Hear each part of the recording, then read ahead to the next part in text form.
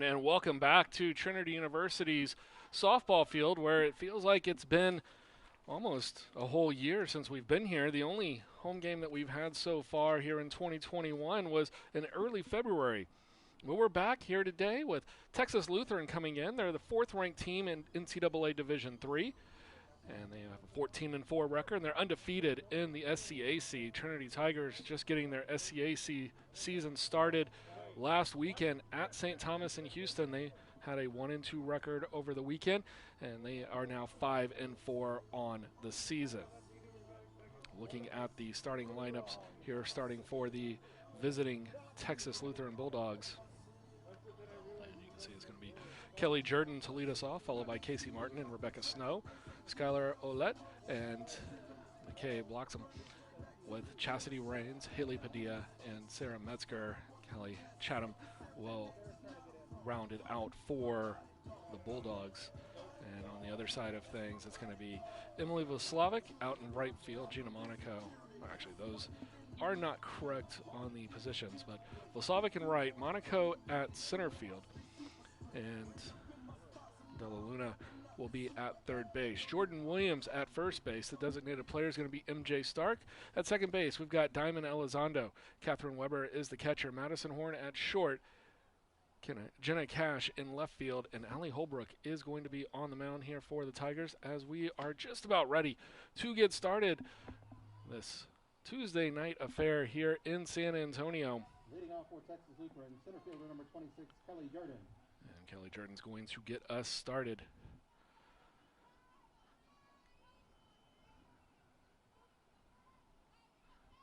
It will be Holbrook on the mound.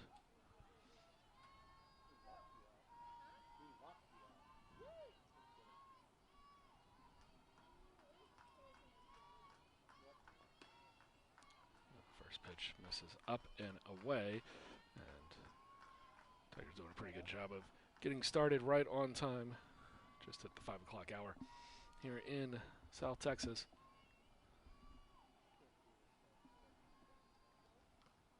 Jordan with a strike.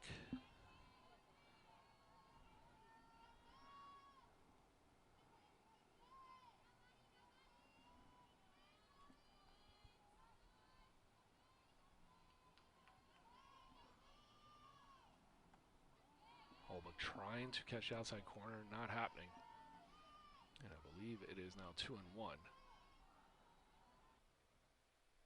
And just lost one of our cameras, so we'll try to get that back here momentarily, as that one is put on the ground, and it's a fair ball, and unfortunately this is the only angle we have right now. And we'll take a short break from commentary and go figure out what has happened, and we'll be right back here in just a few.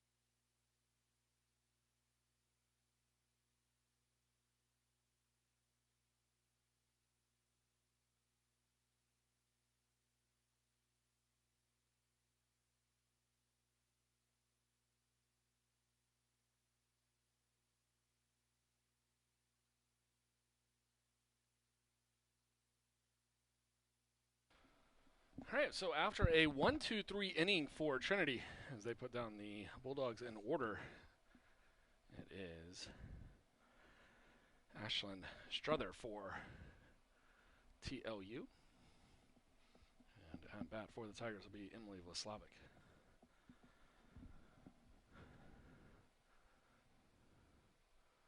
And unfortunately, we still don't have our camera back, so we will take another break and try to get this resolved so that we can take you through the rest of the way. Live stats should be appearing on both Trinity and Texas Lutheran's website for the time being. We'll leave you with this so you can see the pitching, and we'll be back hopefully with the field cam here in just a few minutes.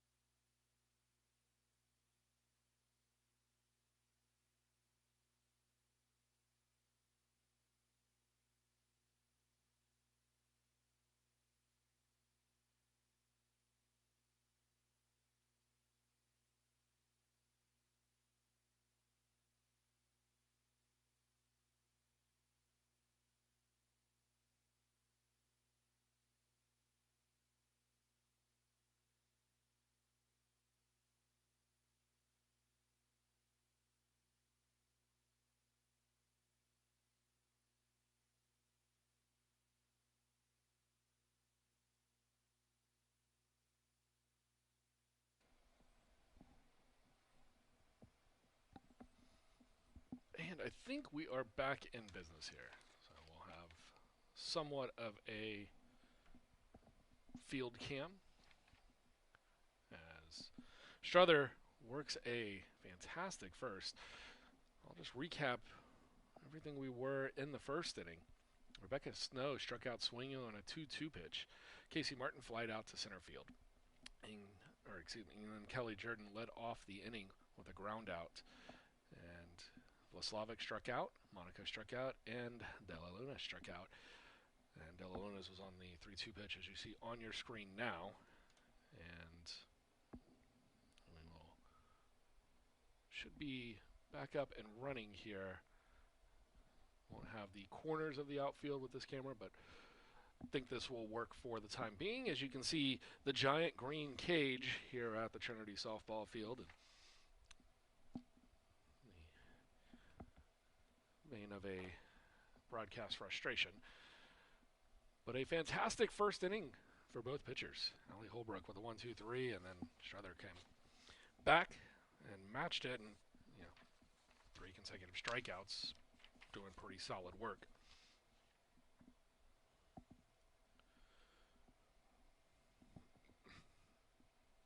So this will be the 4 spot here for Texas Lutheran. It'll be Skylar Ouellette.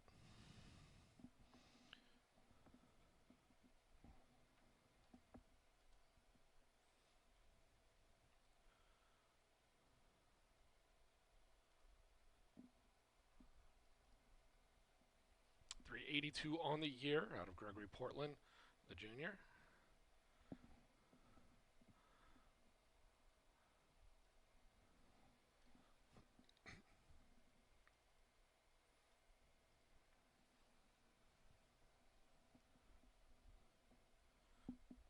Trinity 5-4 on the year. They opened the season with 3 consecutive victories. 2 over UT Dallas. That was all the way back on February 7th, the last time we were with you. And then later, a couple of weeks, they traveled up to Belton, took on Mary Hardin Baylor, who was ranked at the time. And they defeated Mary Hardin Baylor in the first game 7-4 before dropping the nightcap 8-1. Split a couple of games at Our Lady of the Lake to end February. And then dropped the first 2 to St. Thomas over the weekend before picking up the final game on Saturday afternoon by a score of 4-3. And for Texas Lutheran, as I mentioned, coming in as the number 4 team in the country.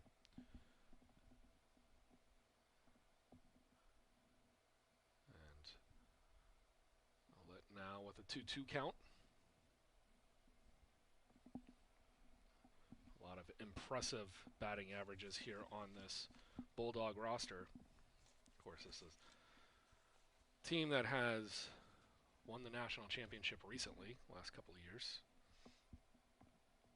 They are led by Wade Wilson, who's been at command for quite a few years now.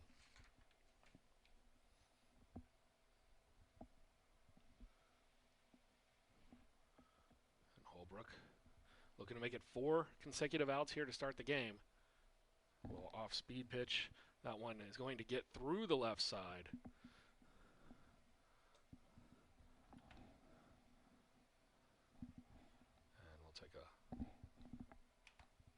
We'll take a look at that one in just a moment. A couple of glitches here to start the day. It wouldn't be a random midweek game without him. Just a great piece of hitting by Ouellette.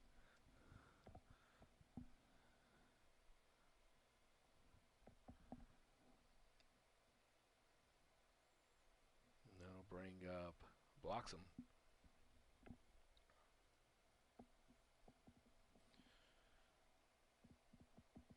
Ouellette was hitting .382, Bloxham hitting .381, both with roughly the same number of hits and runs, or RBIs and runs, excuse me. The sophomore out of Katy. So Holbrook gave up her first hit of the game. And that one's going to be dropped down but foul. Run the count to 1-2.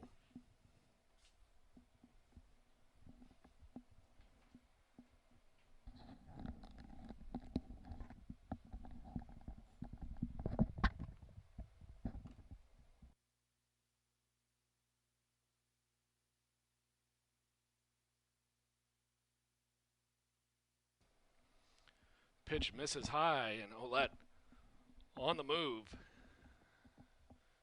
As I believe the count has now gone full. We'll see if there's a delay in the stats reporting or if it is 2-2.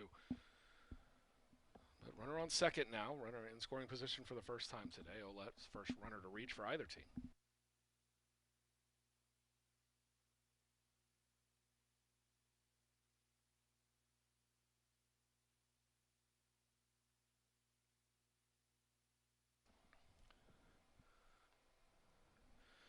So the strikeout, or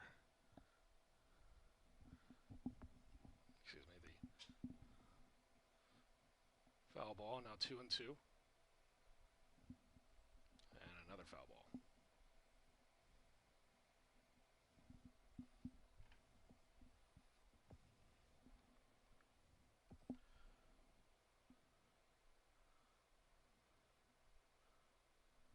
deck will be Reigns.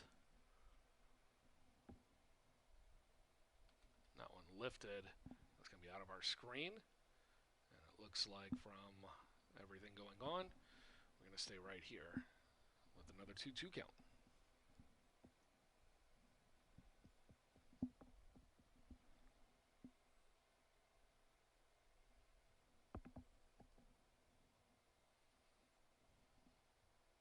Holbrook leaves this one up, and this one's going to drift into right center. Still going back. It's going to be off the wall. And Slavic will let Monaco throw that one in. It's going to be a stand-up RBI triple for Bloxham. And TLU will jump out to the early 1-0 lead. That one had some pretty solid distance on it.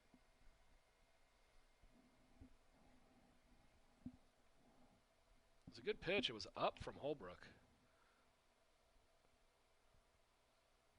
And that one just probably a foot off from the top of the wall. And by the time Trinity was able to get it in, easily a stand-up triple.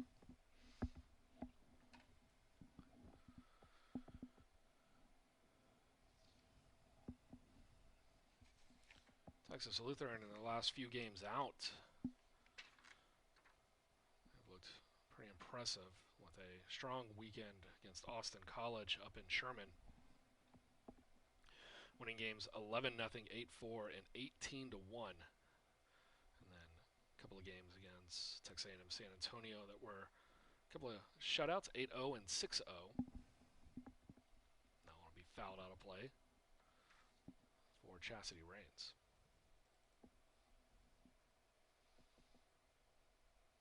You can see just this entire lineup hitting above that 375 mark, it seems like. Especially the 4, 5, 6 hitters here for the Bulldogs.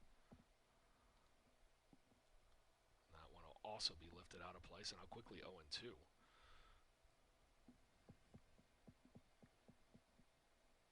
And we will get that run on the board here for TLU. I think there's a slight issue with the stats populating. They've been stuck on Ouellette at bat for the last few minutes now.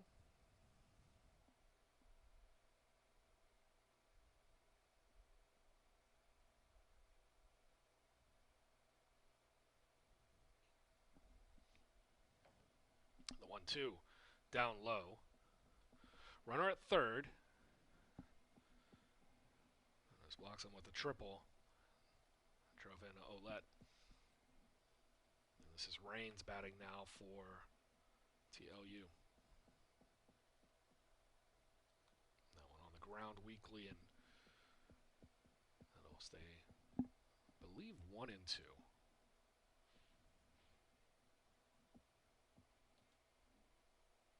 Excuse me, 2-2. So the scoreboard is right, but it's still wrong. With the 2-2 count, that one just fought off.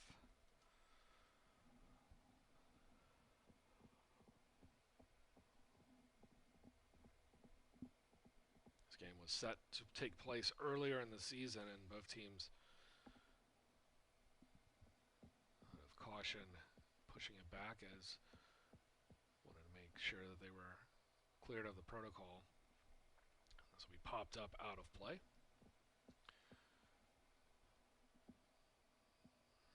And Seguin, about 40-minute drive down I-10, so make this one up in the midweek. Get a doubleheader in today. I was originally slated for 4 games, but only 3 were going to be conference games. This one over to second, handled nicely by, it's Elizondo over at second, yes, and fired on for the first out of the inning.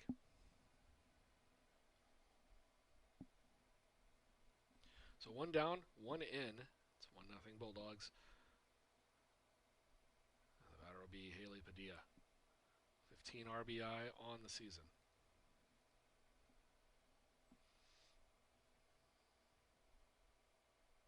It's a good pitch from Holbrook, but it's going to miss off the outer part of the plate.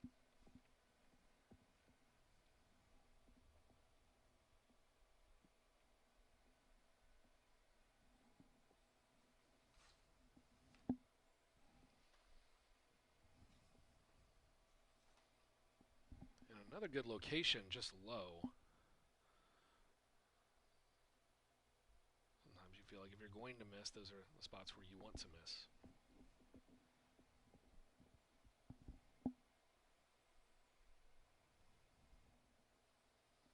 That one's lifted.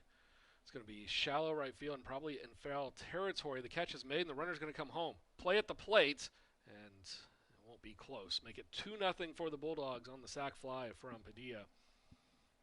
She'll foul out for the second out of the inning, but gets the job done, bringing home Bloxham from third after her RBI triple earlier in the game. That'll give way to Metzer. 444 on the year.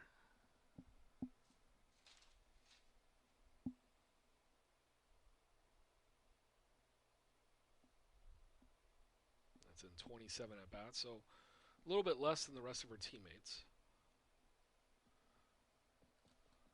She laces one down the right field line. That will drift foul.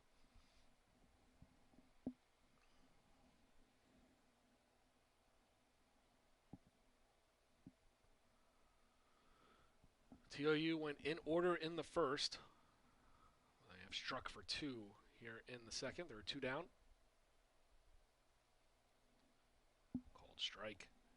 So I'll catch the outer part of the plate. And that's her. I believe it is 0-2. That one's lifted foul.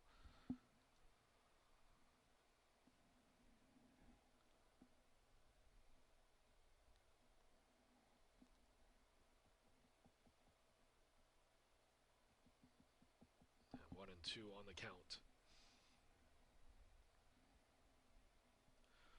Holbrook winds, delivers, pulls something off of it, but Metzer is going to go with it opposite field, up the middle towards the second base side. And that will be another hit here for the Bulldogs. I believe their second.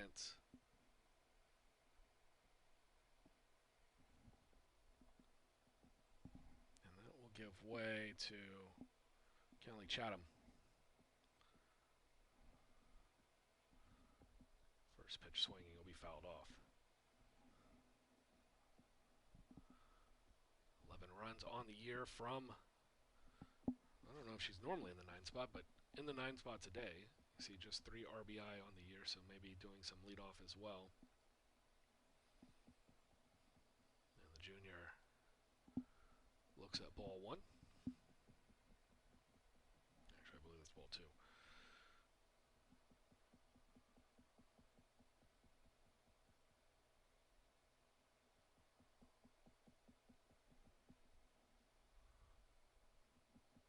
Now 1-2 as that one is fouled back as well.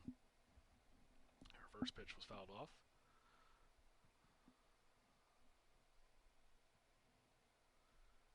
And Holbrook looking to get out of the inning, having only given up 2 runs. There we go. Scoreboard's back alive. 2 down here in the inning. That one is sliced foul.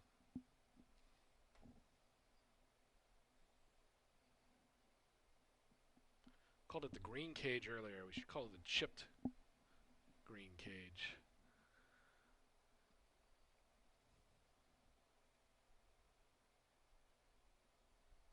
That one's down low, 2-2. Runner will stay at first. That is Metzer.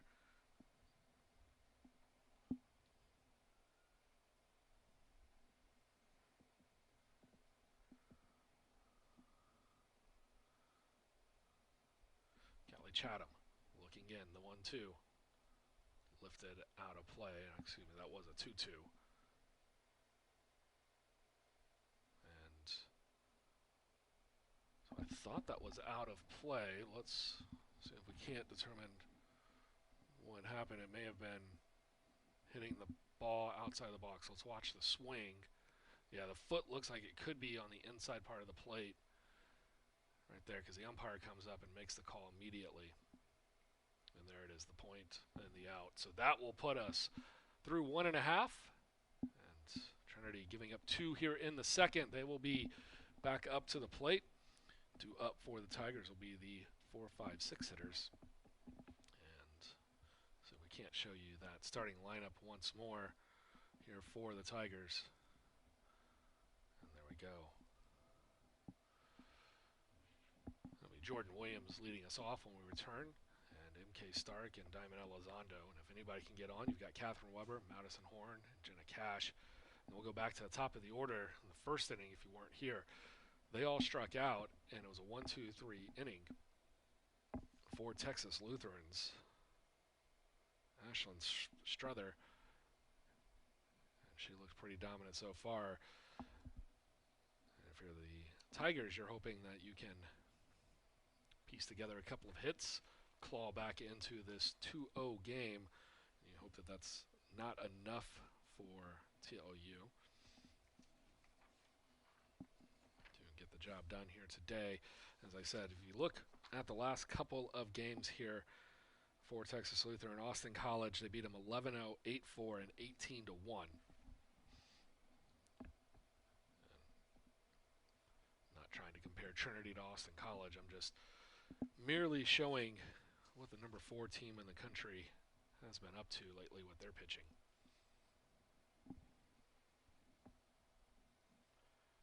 And we'll see what the Tigers can do with their batting. Jordan Williams stepping in. Looking to get going here in 2021. Tigers have only played 5 games in the first year out of Clayton, California, with 6 RBI so far.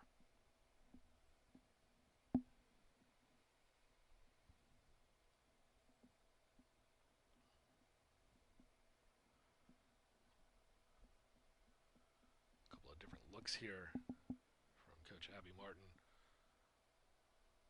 Players that have gotten some time in, but the season is moving on to 2 months. As we said earlier at the top of the broadcasts, February 7th was the last home game here for the Tigers. That kicked us off for 2021. And this is the first time we've been back. Give it a week, and that's 2 months. As April is just around the corner. Tigers only 9 games here so far.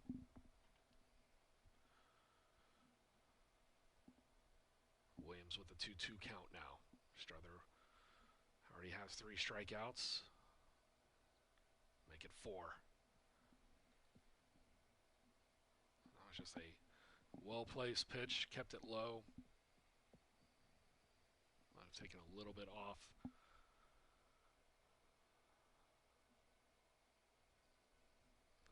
Up MK Stark, junior out of Belleville, also looking to get going. And there is a rope, but foul.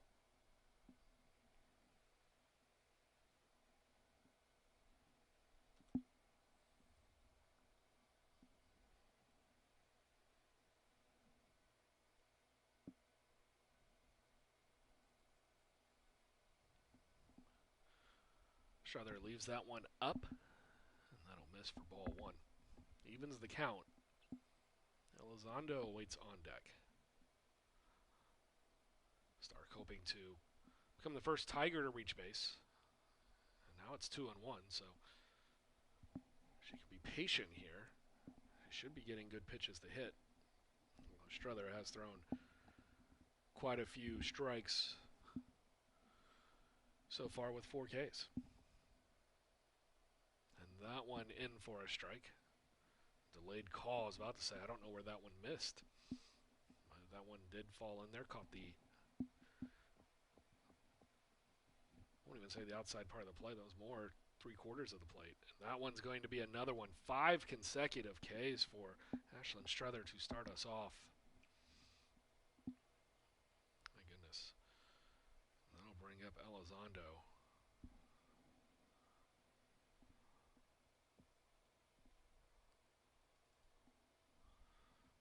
Let's look at Struther, 6-1, 1.43 ERA, and 52 Ks on the year.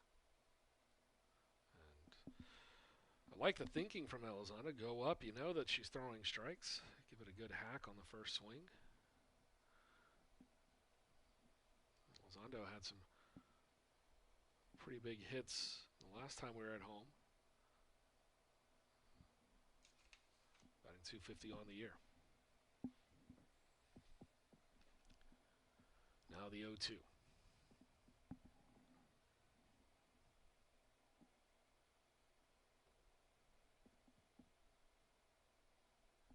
And Schroeder wastes the pitch outside, looking to see if Elizondo would chase.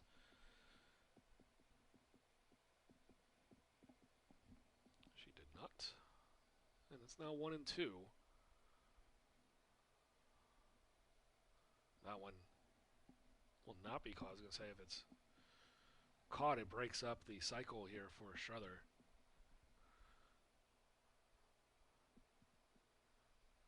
Would love to get scratching across the board here with a base hit.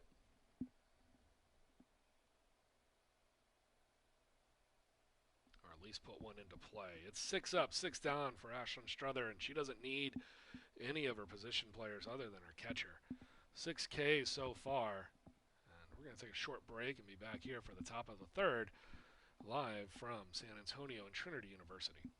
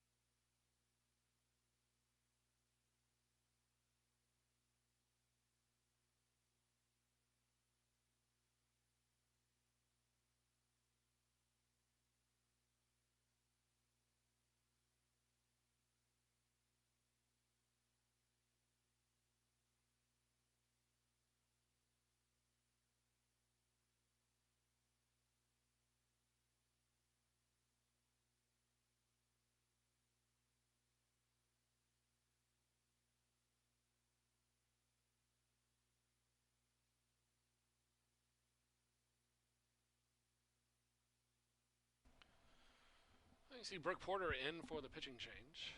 5.65 ERA, her 5th appearance on the year. And for Porter, not a terrible lot of innings pitched. Just 8.2.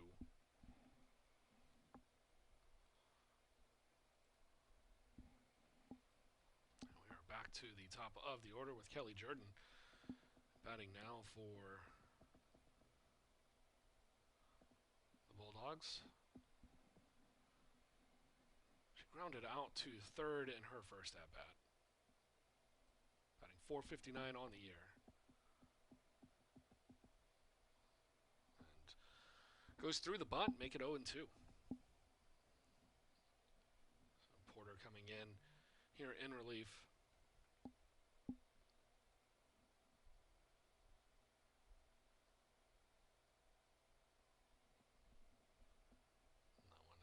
Away and just got a piece of it, so we'll do the 0-2 once again. Holbrook started, went 2 innings. I'd say only had one bad pitch. Left one high in the zone on a 2-strike count, and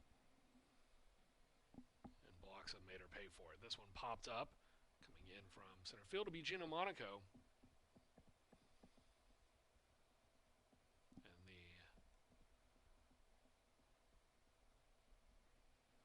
Humanitarian, current humanitarian, Gina Monaco, with her fantastic fundraising initiatives for students here in the San Antonio area, the Trinity Buddies program. We'll play that feature for you in between games, along with a second episode of the Trinity Sports Report.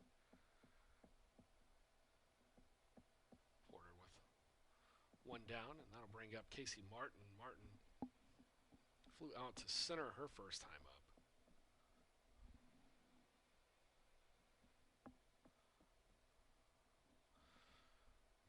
Sophomore at Pearland, .333 on the year. Just 18 runs. It's just so many of these. Played 18 games, but So many of the Bulldog players already posting pretty good stat lines here in the early part of the year. And that will be a 4-pitch walk for Casey Martin. That'll bring up Rebecca Snow. Snow struck out looking to end the first. 28 RBI, 519 average. Senior utility from Tomball, just continuing to do what she does out on the diamond.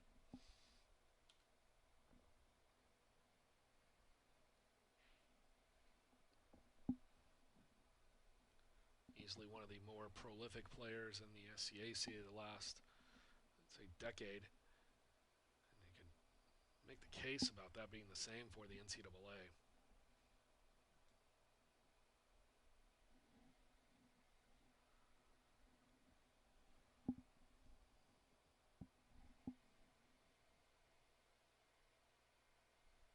So a pop-up and a walk here for the Bulldogs to get us going third inning. Now Snow puts this one into center. Monaco settles. That's 2 down. And Tiger pitching holding Snow now to 0 for 2 on the day.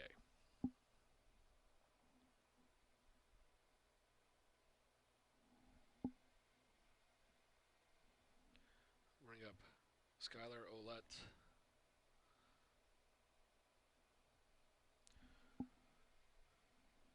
One for one. Had a single on the left side. Mostly up the middle, but just to the second base side of the bag.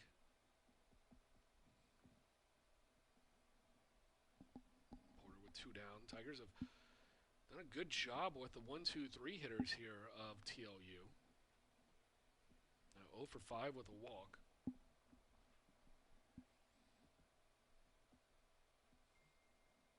Well, that got us started on the score sheet, though. She had the game's first hit and then had the game's first run.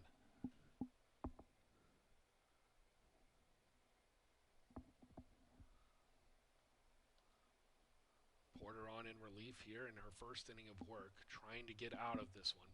Runner on first, the 1-1. That'll be down low, and the runner goes.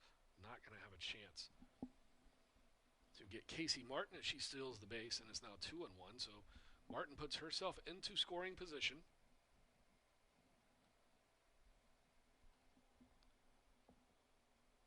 And if Olette can duplicate what she did the last time, might be enough to put Martin, or at least have a play at the plate. This one's skied up in the air, and that's going to go behind and out of play.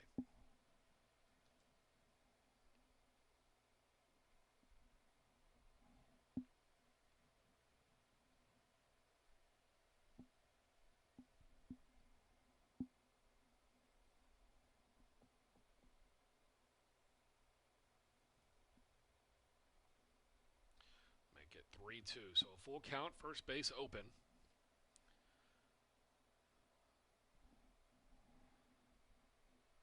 Given what Bloxham did last time, I don't know if you want to see her here if you're a Tiger fan in the top of the third. Let her lead off the top of the fourth. Full count pitch. That one's down low. We will see Bloxham. She got a triple in her last at bat. Brought in the game's first run. Moving the average up to 395. And now her 11th RBI on the season. She's got 2 aboard and 2 down. Porter. Nice first pitch. There it is. Delayed calls from the umpire. That's going to get me. Porter with a beautiful strike one.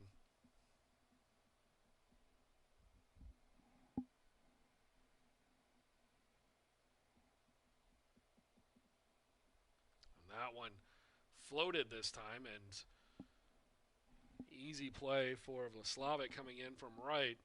And Porter comes in, and she allows a couple on base with some walks, but gets out of the inning. And we will we'll go to the bottom half of the third. It's still Texas Lutheran 2, Trinity looking to do something, put the ball in play, or have any sort of counter for Strother when we return here for the bottom of the third inning.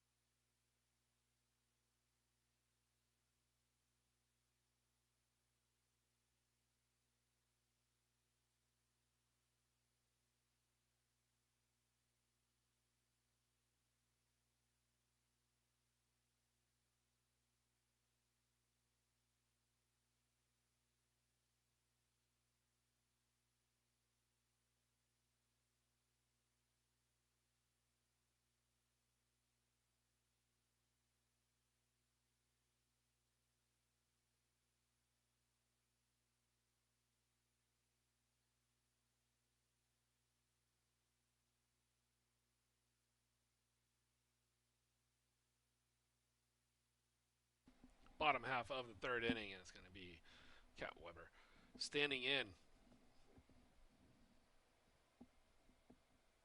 Tigers looking to do something offensively. Weber 143 on the year.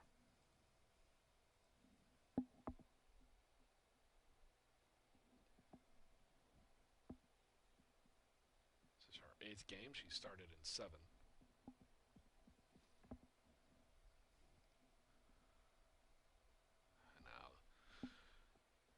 Strother will even the count at 1-1. The last one was a strike, so 1-1 here.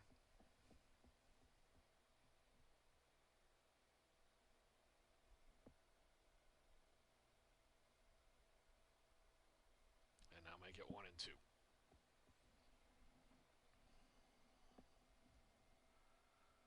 6 consecutive Ks for Strother.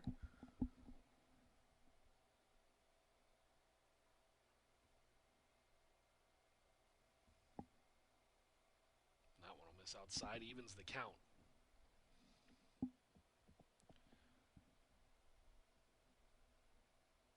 Wouldn't say everything's in Weber's favor here with it being 2-2. Strother can still waste the pitch.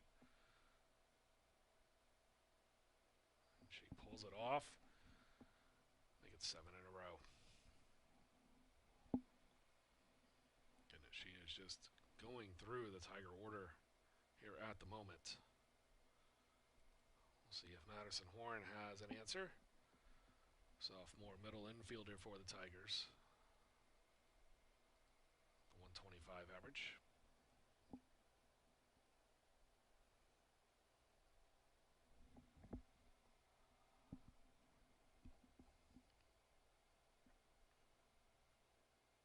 Ninth game of the year for Horn. Her 7th start.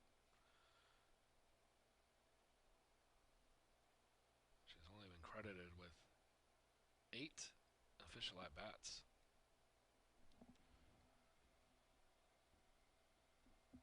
One missing. Evens it up. Doubleheader here today. We've got the first one started off at 5 o'clock, and we'll do it again, presumably around 7 o'clock. It's going to be maybe 25 or 30 minutes. I can count now. 1 and 2.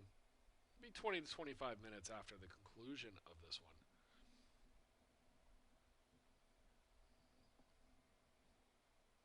And you don't have to go anywhere if you're watching on any of our outlets. We'll stay right here. We'll go to our break. As I mentioned, we'll watch student-produced Trinity Sports Report, recapping last couple of weeks of events here at Trinity, and then feature with Gina Monaco, brought to you by Brian Yanselson.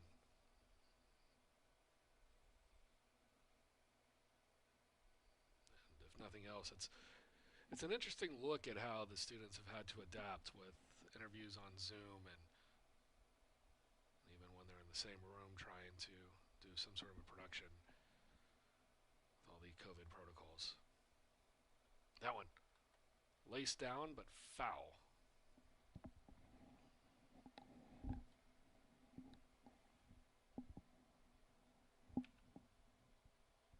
Or excuse me, not foul. It was caught for the out. And that will end the string of 7 consecutive strikeouts, but looking for Jenna Cash to get the Tigers going here with a base hit. She's batting .333 on the year.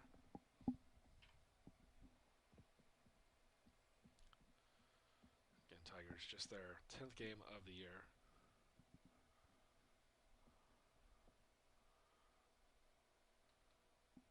And that one, another line shot. So the bats are starting to move, but we're halfway through this one as we head to the top of the 4th. It's 9 up, 9 down for Struther and the Bulldogs. They've played it 2, and they lead after 3 by a score of 2-0. We'll be back here for the 4th. Don't go anywhere. We're watching Tiger Network live from San Antonio's Trinity University. We'll be right back.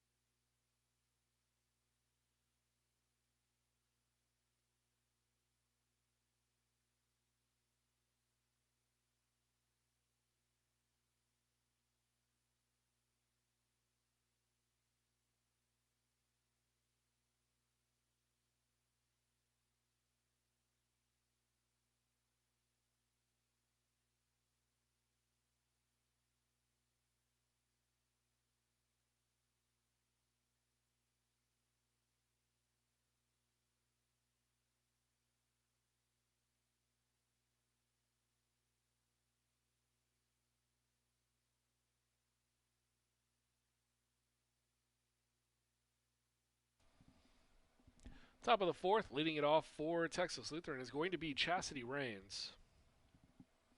Rains down to .370 on the year after she grounded out to second. Back in the second inning.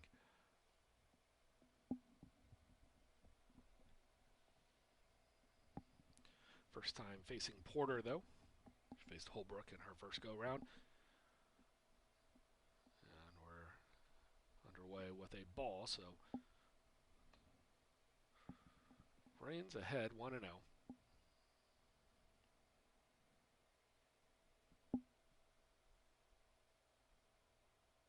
Nice pitch from Porter, but it's going to miss.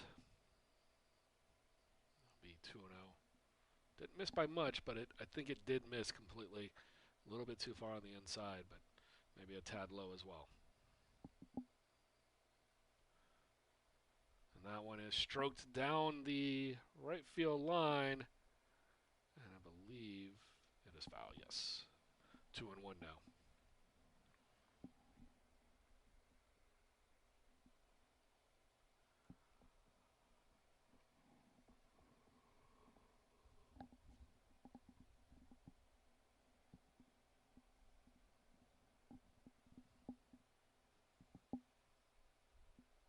Nice pitch there from Porter.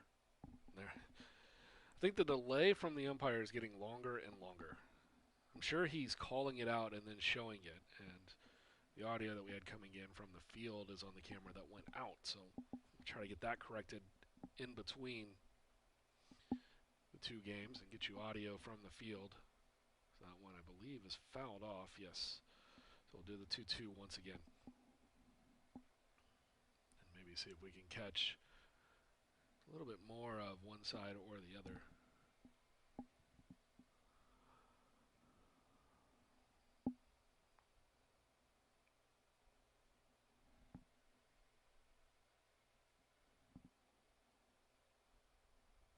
That one's floated high. Count runs full.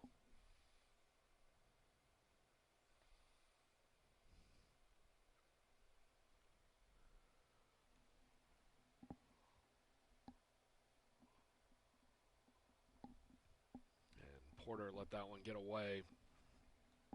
That will be a walk for Cassidy Rains. She'll bring up Padilla. Padilla fouled out, but got an RBI back in the second inning. That'll be a sac fly.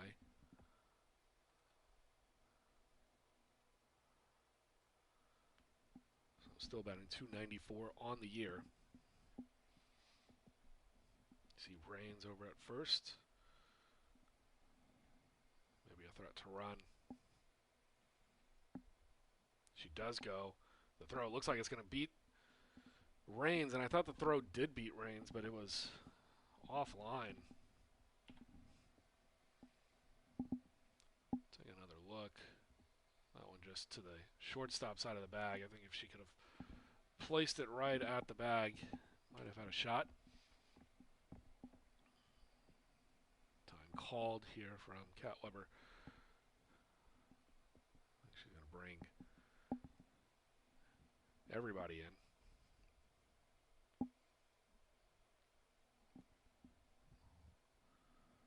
Leadoff hitter on board now at second base for Padilla. Kind of the MO of what TLU did to Holbrook. She cruised through the first, and they got the leadoff runner on, and brought home the leadoff runner with a big hit. So we'll see if Trinity can maybe get Padilla out here. So she looks to bunt. That one's going to be thrown away. I think it's going to be a single, as I thought she may have had the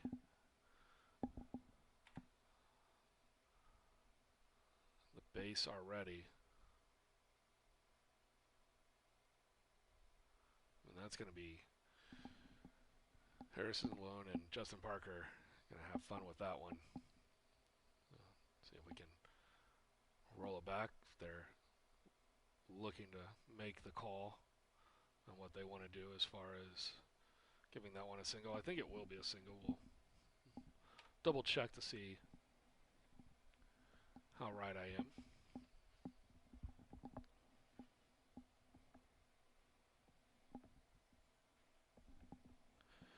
The run does come home. Make it 3-0 now.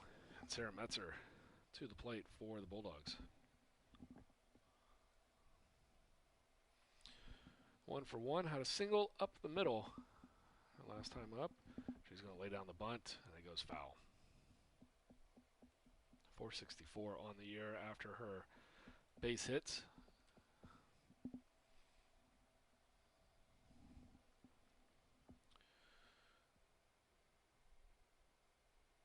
They do give Padilla the single, and they also give the throwing error to De La Luna.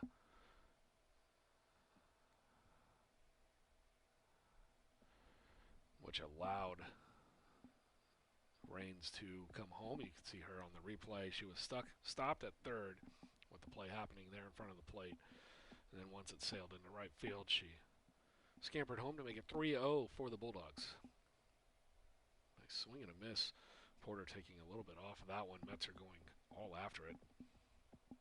She liked it up.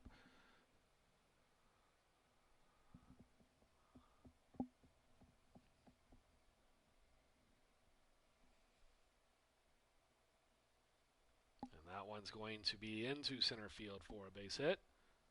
Actually, yeah, base hit.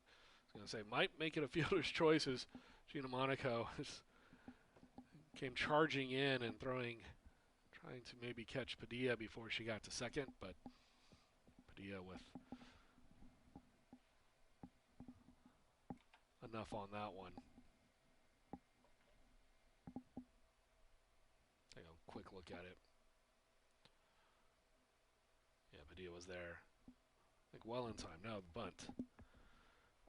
Throw over to first. That is the first out of the inning, and there are 2 aboard. That bunt coming from Kelly Chatham. So Chatham with the sacrifice. And Sammy Martin is making a change here, and I believe it will be a pitcher. It is, and Cat Patterson's going to come into the game. We'll give you a moment for Patterson, and her season marks up on the board for you. 1-3, 4.36. This will be her 7th appearance. There's 5 Ks through the year. Could be right. It doesn't seem right.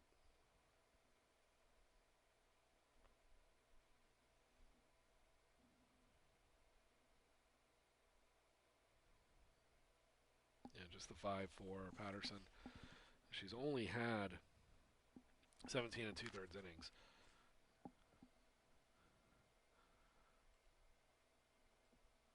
And she will be facing the top of the order for TLU.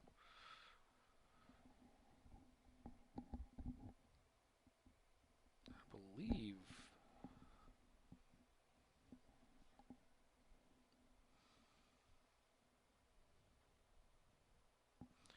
believe this is what Porter did. She came in, faced an entire run of Bulldogs, and then she was subbed out. I believe that Holbrook faced an entire run, 1 through 9, and then she was subbed out. So 2 aboard as Patterson has entered in with 1 down here in the top of the 4th inning. Back to the top of the order here for the Bulldogs and Kelly Jordan. Will step in. She's 0 for 2 on the day. The top 3 hitters 0 for 5 collectively. And I'm not sure if this is part of the strategy, but if it is, it might be a good one to keep the top hitters at bay on having a chance to see a pitcher twice. See 26 runs. That stands out for Jordan, as the Bulldogs have only played in 18.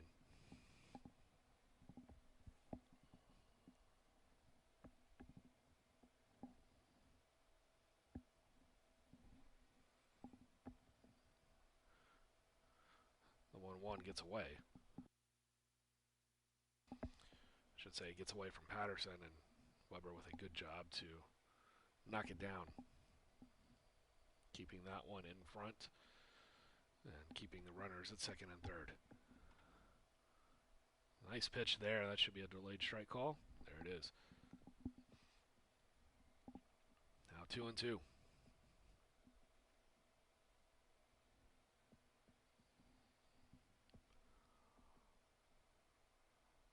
Patterson with the strikeout.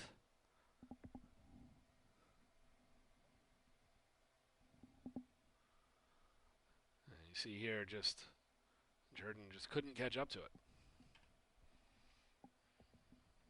I'll bring up Casey Martin. Said the top 3 hitters were 0 for 5. Well, Martin walked in her last at bat. And she looks at ball 1. She flew out to center back in the 1st. Has a chance to break this one open here if Cat Patterson can't just come in and slam the door on the Bulldogs' rally. This one to the right side, and nice easy put out there for Jordan Williams. And Cat Patterson comes in and makes the top 3 hitters for the Bulldogs now 0 for 7. And they strand 2 aboard here in the top of the 4th. They do plate a run. They've stretched that lead to 3-0, but Tigers doing a great job of keeping this one as best they can for the time being. Let's see if they can start to get the bats going here as we head to the bottom half of the 4th. Schuyler's out there on 45 pitches. Hasn't given up a hit. She has 7 strikeouts through the first 3 innings. We'll be back here on the Tiger Network in just a moment.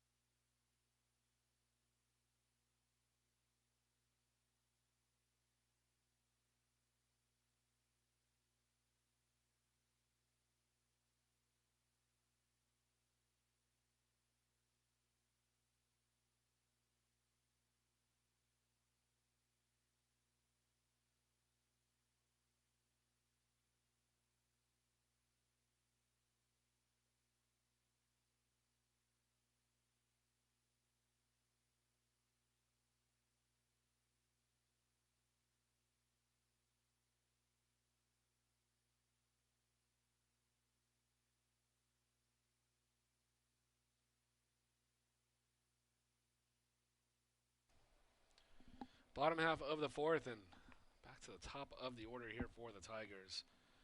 We'll see if the second time through they can put something together here against Ashlyn Struther.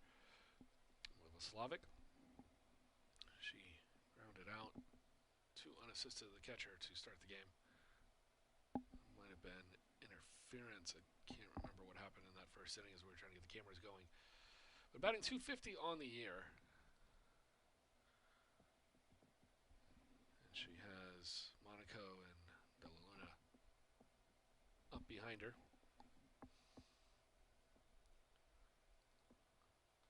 All it takes is just a couple of at-bats pieced together here. Slavic down in a hole now, 0-2.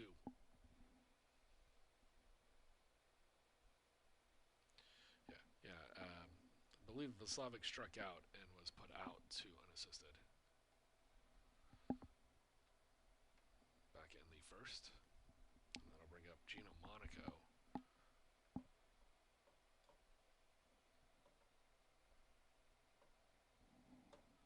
As it looks like Slavic was called out on interference.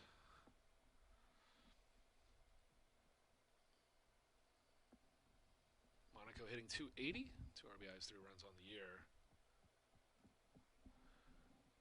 And the senior out of Orlando. It's high school here in San Antonio. Over at MacArthur.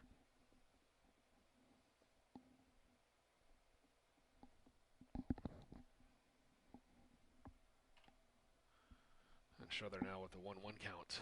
Leaves that one high. Monaco ahead, 2-1.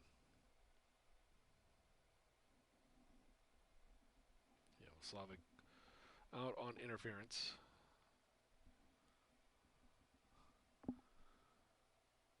Now the 2-1 to Monaco. That one's left low. No. Another delayed strike call. 2-2.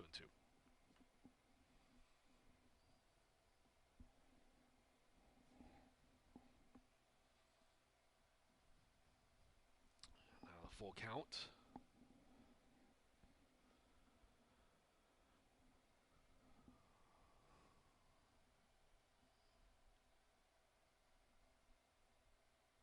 This one lifted, popped up though.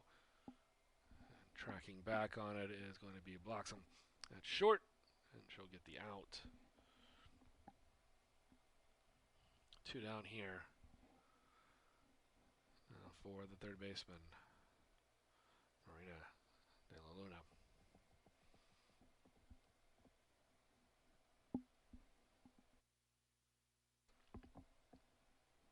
.261 on the year.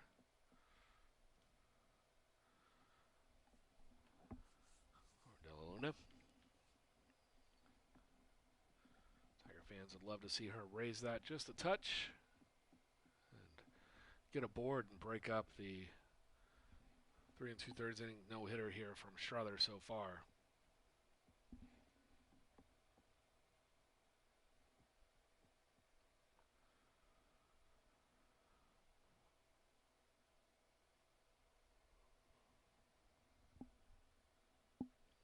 Pitch in for strike, 2-1.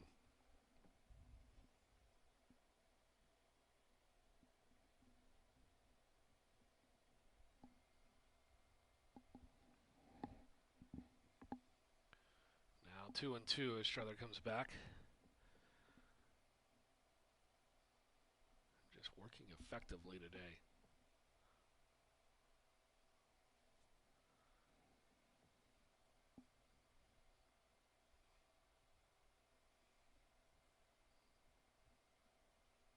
This is the first real at-bat where I've seen maybe her command starting to slip just a little bit. First 2 pitches were balls, and then she fought back. Let's see if she can find that strike zone again, or if De La Luna can break up the perfect game. This one popped into the air. Be taken by Skylar Ouellette at second base. And we roll on. Tigers still looking for a hit. Find themselves down 3-0 as we head to the 5th inning. And we'll be back for top half in just a bit here on the Tiger Network.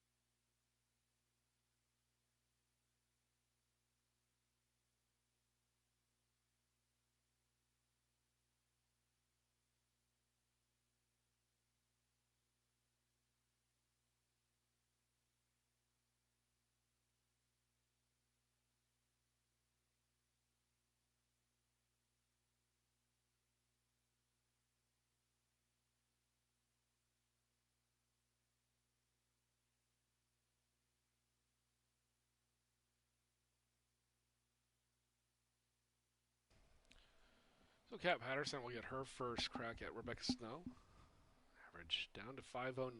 She's 0 for 2 today. Struck out looking and flew out to center in her first 2 at bats. Patterson leaves it up for ball 1. Patterson coming in. 7 pitches back in the 4th inning. Closing the door on a 2nd and 3rd rally with only 1 down.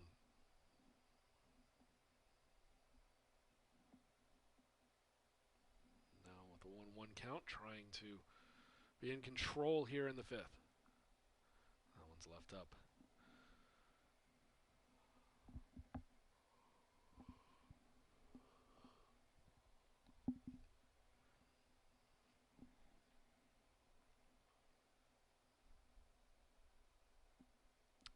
Bulldogs with 2 in the 2nd and 1 in the 4th. Really, Trinity has scattered those 5 hits. Now the 3-1 to Snow. That one snagged. Great catch by Luna. You'll see Patterson. Good pitch on the outside part of the plate and just the check swing. Nice piece of glove work, flashing the leather. Luna. So Snow now 0 for 3, and that'll bring Skylar Ouellette back to the plate. Officially 1 for 1, also has a walk. Scored the game's first run.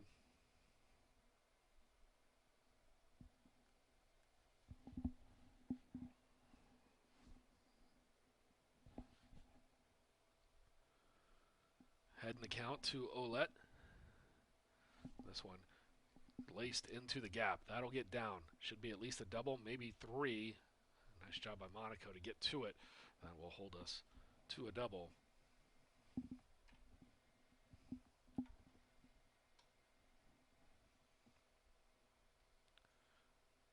Just a good piece of hitting. Put it where the defenders weren't.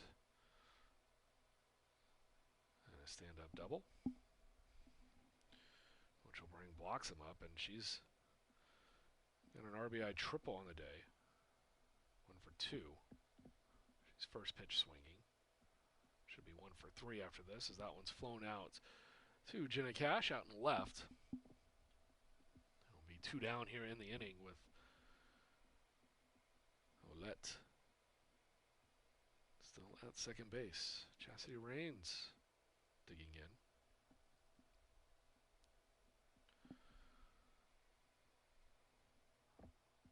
Rains 0 for 1. Batting .370 now.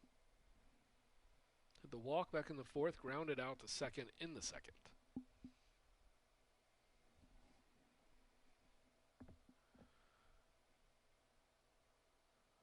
Patterson was a tighter spot than this when she entered. Had 2 aboard and 1 down through 7 pitches and got out of the 4th inning. So Tigers will be looking for some of that magic once again. But the 2-0. That one's lifted. That'll go into the foul territory, and that will land safely here for Rains. Make it 2-1.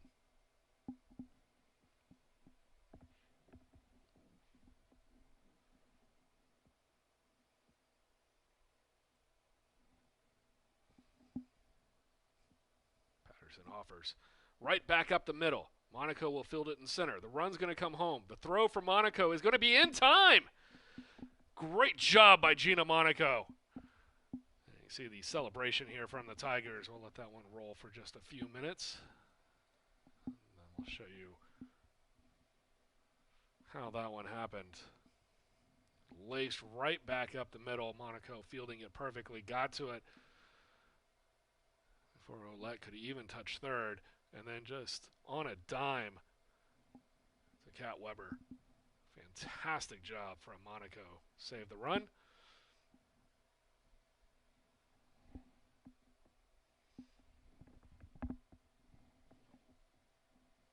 I don't know if the only thing that maybe they were looking at was whether or not she blocked the bag, but Look at that again. I mean, that clear avenue to home. I'm really going to say that she didn't get the tag down. I think the tag is applied right there, and the hand is still above the plate. So, I mean, it was a bang-bang play, and it took a perfect throw from Monaco. And that puts us to the bottom half of the fifth. So, Ashlyn Struther has dominated in the circle here for TLU, but that is a highlight-worthy play for Gina Monaco. She has been very solid with the glove all year. I should say her entire career. But to the bottom half of the fifth, we'll take a short break. So I've talked through most of this. I'll be right back here in probably about 10 seconds.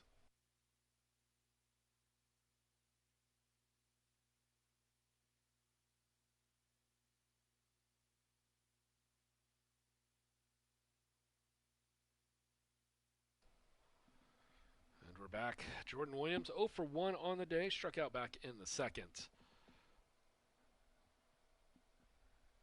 Second at bat. So far, a perfect game here for Struther.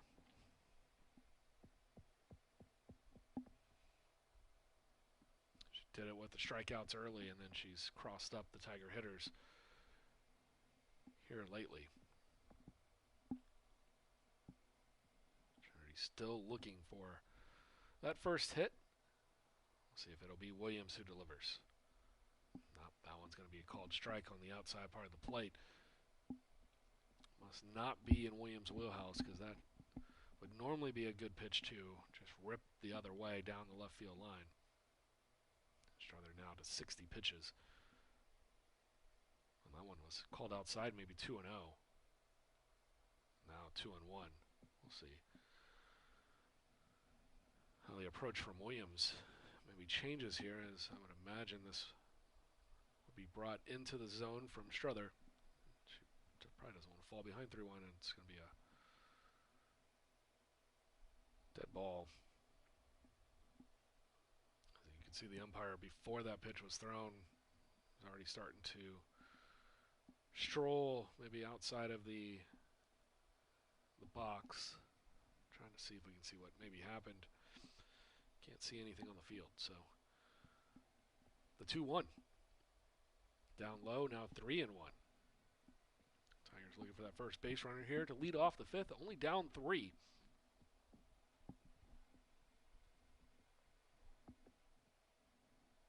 Couldn't ask for anything more out of Struther through the first 4. Towards the end of that 4th inning, it looked like maybe her command was starting to fall off just a touch. She comes back with one up in the zone, and Williams offers and goes through it, and will run the count full. So maybe a break that Struther needs here. Keep this alive. The 3-2. Lifted. Shallow center. Going back on it will be the shortstop, and Bloxham will have it. And Struther, just time after time, she was dominating early on in the first 2 innings with her strikeout pitches. Now she's been getting Tiger hitters to chase after things as she's been able to fight and battle and stay within the count. I'll bring up MJ Stark. 0 for 1 on the day. That was a strikeout looking back in the second. First pitch is a strike. Sun starting to peek out again. Had sun earlier today. Then the clouds rolled in. Now it's 0-2. And I say we have sun. The outfield will be left and center field. You can see there will be in sun. The rest of it will be in shadows and shade, as we've hit just after 6 o'clock, 6:18 here in San Antonio. That one down in the dirt, so it's 1-2. Good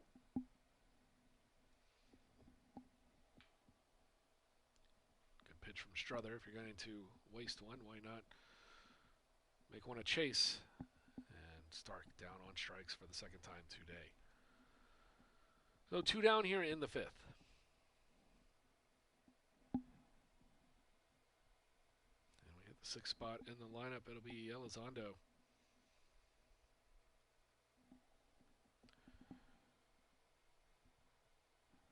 struck out back in the second inning.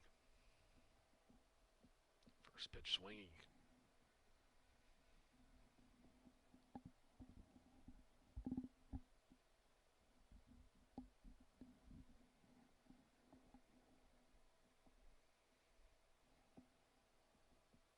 I want to be outside. I don't think it caught the plate. That would be the longest delayed strike call, so we'll say it's a ball, 1-1. He's had a few long ones today. Not necessarily too long, but as I said, he's probably calling it out and then showing it after. And so 1-2 now. And we just don't have the audio from the field at the moment. So we said we'll look to get that caught up for you back for game number 2, and that will start be roughly a half hour after the conclusion here in game 1. That one's left up. She had plenty of pitches to waste on the 1-2 pitch, so 2-2. And Elizondo looking to rekindle some of the magic that she had back on the opening weekend here against UT Dallas. Had a big hit. That'll be left out now, full count. So once again, Struther running the count full. So towards the end of the 4th inning, it looked like maybe she was losing some control. Pardon me. And now the 3-2. Swung on and missed. We head to the 6th. Just a marvelous day here from Struther, and I'll just leave it at that for the time being. When we return, you can see it's Padilla to lead off. We'll see if it's Patterson or if it's somebody else for the top of the 6th when we return.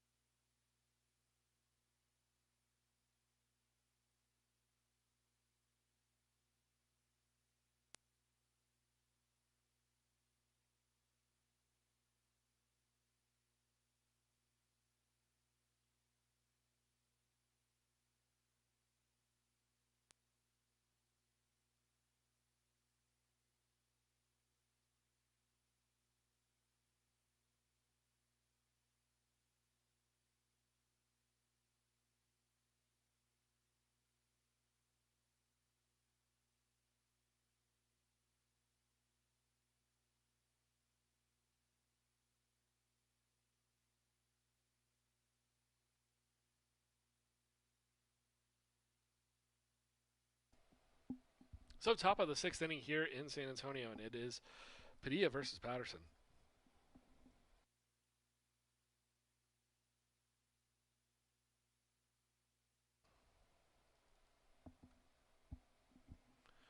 Padilla with the single back in the 4th, and a sac foul fly back in the 2nd that scored. Blocks him off of her triple. That was the game's 2nd run. Lifted out of play, foul. 0-2 the count.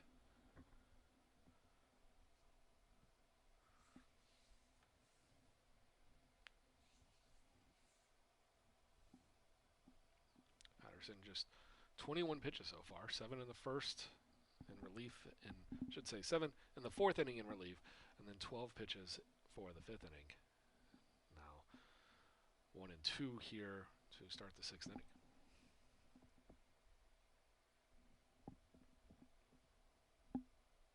That one is floated right center. Monaco going back. Vlaslavic going back. It's going to be Monaco making the catch about 3 or 4 feet in front of the wall.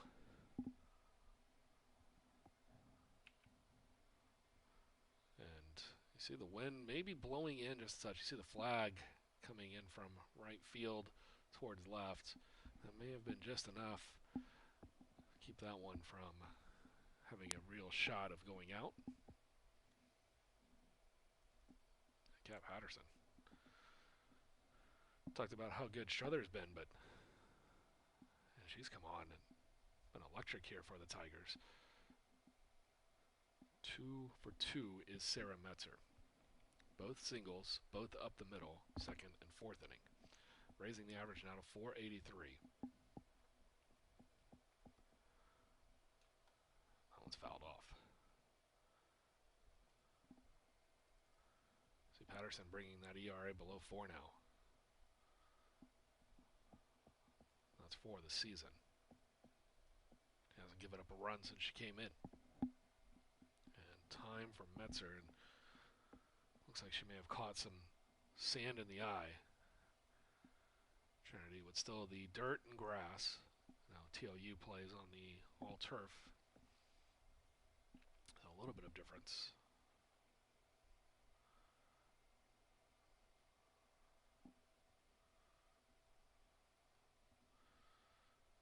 Now Metzer looking at the 0-2 here from Patterson. Leaves it up, popped up. Playable at short. Madison Horn will have no problem with it, and they're 2 down. Kat Patterson doing a job, and that'll take us to the bottom of the order. And Callie Chatham, this will be the 9th batter that Patterson has faced. So I'm just curious. First 2 Tiger pitchers each faced 9. When they got back to the top of the order, they went and had a seat. That one's left outside for ball 1. 3:23 on the year now for Chatham. 0 for 1 today. That was a interference call back in the second. Then she had a sacrifice back in the 4th. Laid down a very nice bunt. I believe she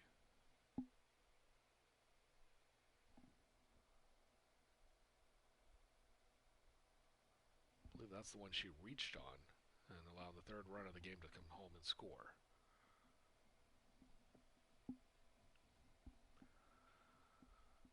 Top of the 6th.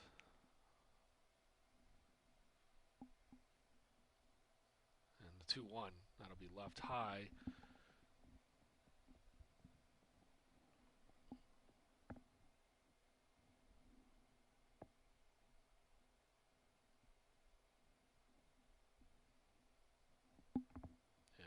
Base runner allowed here for Patterson, I believe just her 2nd.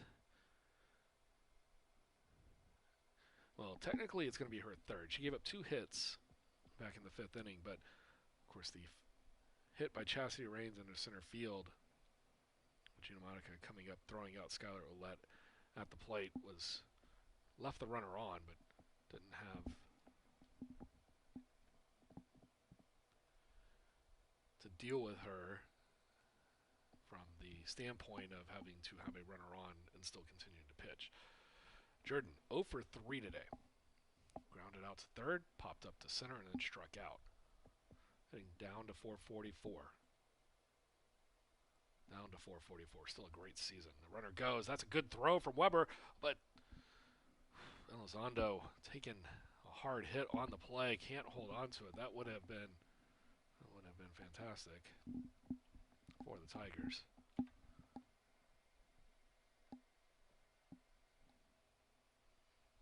Take another look at it. The throw was there. She catches it cleanly. The tag's already applied. But it's going to go as a stolen base.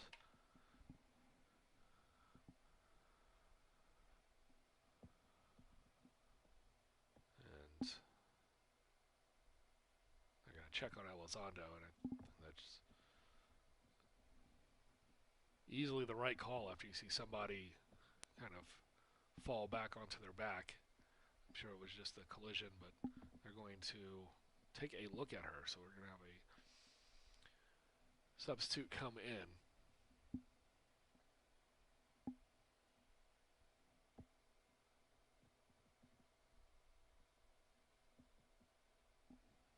Again, as we saw in the replay, I don't know how hard of a hit it was. I mean, it was jarring enough to put her onto her back. So you hope that it wasn't anything to the head area or anything like that. And with it being the 6th inning, you can probably surmise that the best course of action would be to get her checked out. And I know for baseball they've implemented a rule where a player can sub out and resub back in if a concussion is at concern. And so, or a player that has subbed out previously can re-enter into a game for concussion protocol. But, and Jordan, now nobody back at second, so Mentor's going to retreat. Or excuse me, Chatham's going to retreat.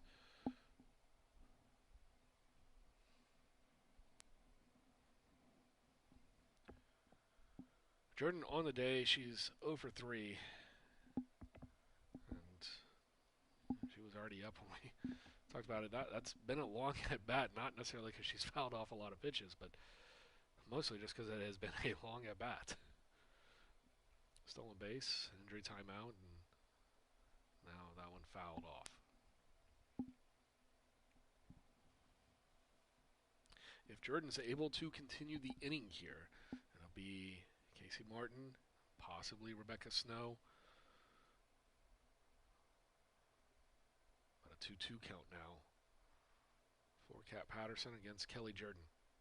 That one's on the ground. De La Luna is going to muff it, not going to have the play. Hindsight's going to be 20/20 on that one. She probably should have just held it and kept the runners at first and second, but it's easy to say from watching everything unfold on in front of you. And that will bring Casey Martin up. 0 for 2 with a walk.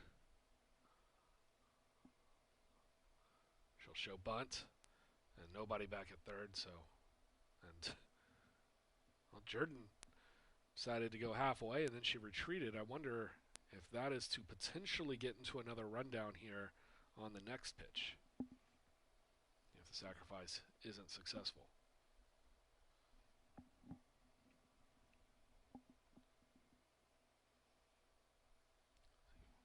Weber leading the defense.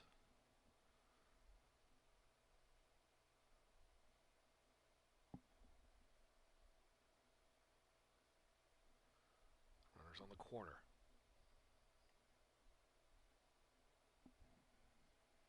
Now the 0-1 from Patterson.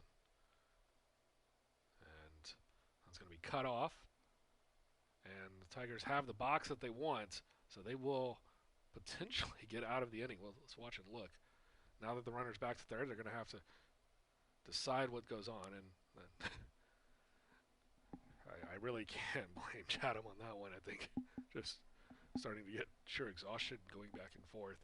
But, yeah, so that's what Jordan was doing on the previous one. She basically had second base. Nobody was there. She just walked back to first. Give maybe another opportunity for the stolen base, get into the rundown, see if you can't score that run and make it 4-0. But they don't. And it'll be 3-0 as we head to the bottom half of the sixth. Tigers, they don't have any hits. But on the plus side, one good inning, and they've got this game back in control. So we'll see what happens here. It's going to be a fun next 1.5 innings, maybe just one inning. We'll see what happens. Watching the Tiger Network here from San Antonio. We'll be right back.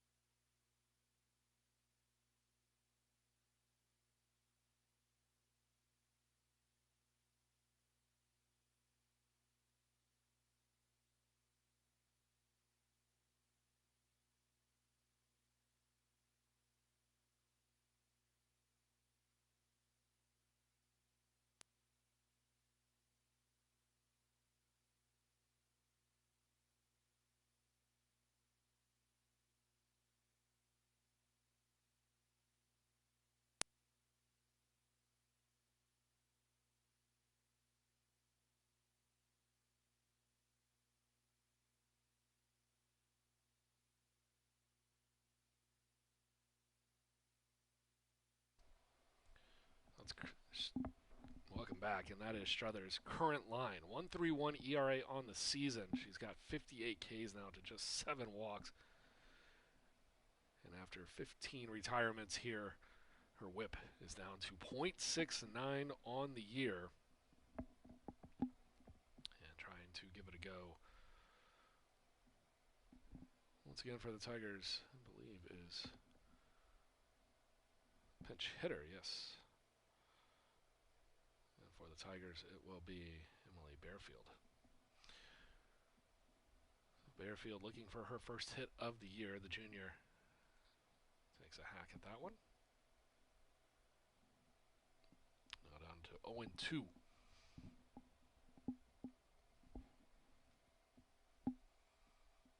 See, they're going to play her in. That one's left outside, 1-2.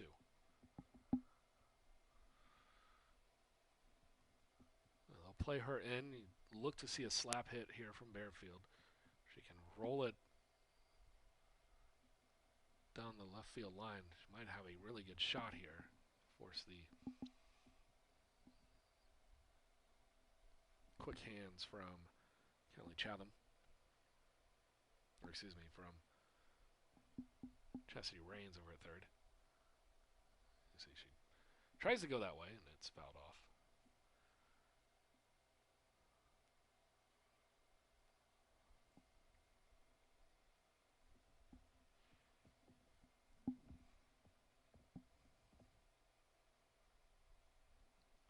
So Bearfield now with a 2-2 once again.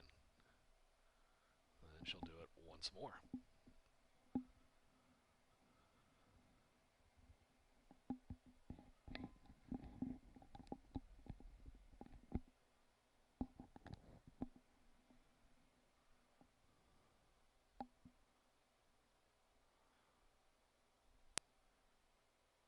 She does try to put it right down the left field line, and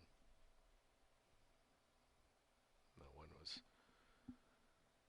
good few degrees foul.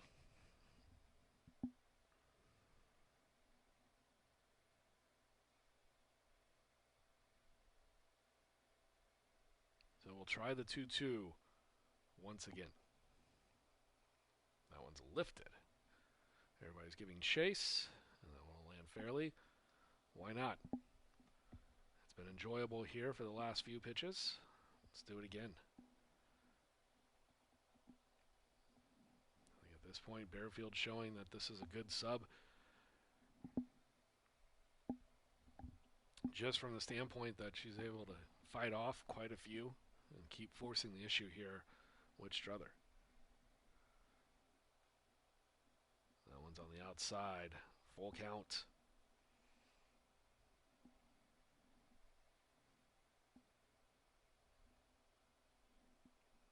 On the line for Struther. Perfect game. No hitter. On the line for Trinity is an opportunity to get right back in this one.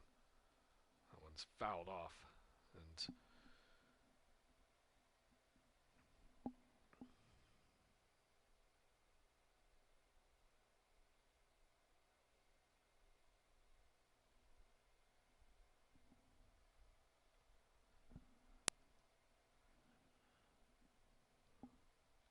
that one is going to be foul once again.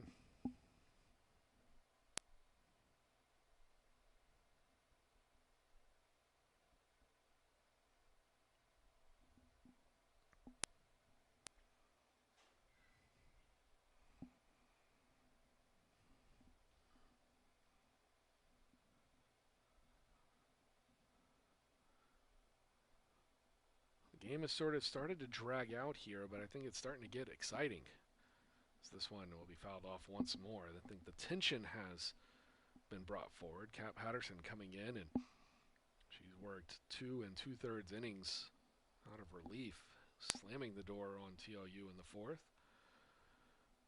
And being very effective with the help of her position players behind her, including Gina Monaco, came up firing to end the fifth inning with a play at the plate. And that's going to be called strike 3. So another strikeout for Struther. And for her, that makes 9 today. started off, I believe, with 7 in a row. Depends on how they scored it.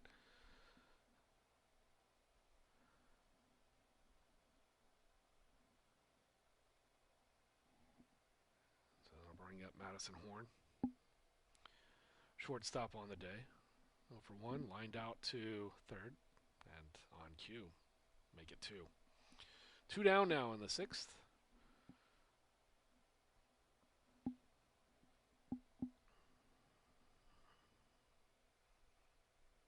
Bring up Jenna Cash. 316 on the year for Cash.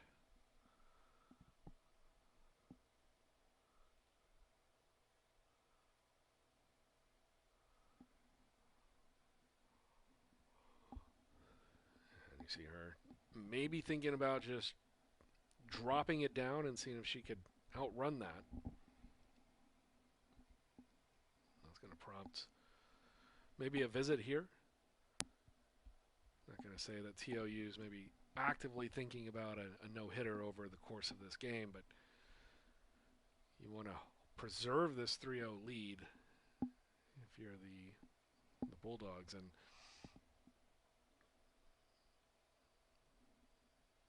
you know, with as well as Kat Patterson has pitched to keep Trinity in it, and I'd even go back to Holbrook and then Porter. You know, 3 runs against TOU has been magnificent. I think if you tell Trinity fans, hey, you're going to give up 3 going into the 7th, how you like your chances, you're going to be pretty excited about a competitive game. And Ashlyn Struthers just on the next level here today.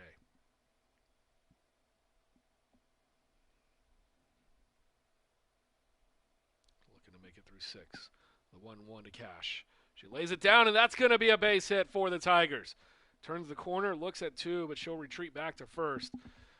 And everything unfolding here. And the Tigers, as we said earlier, they have a chance to get going.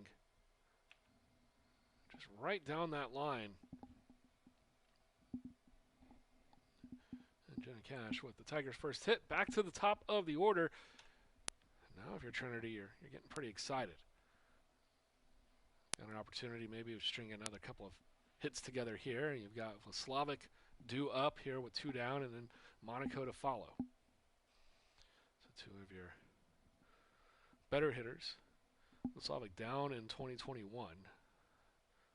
Was electric in the short 2020 season and back in 2019.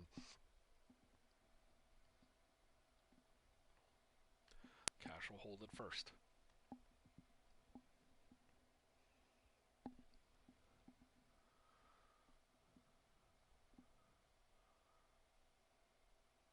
Sometimes it only takes putting a crooked number up just once. Now that one, and it's bobbled, and we're going to say interference again. I think that's 3 in a row.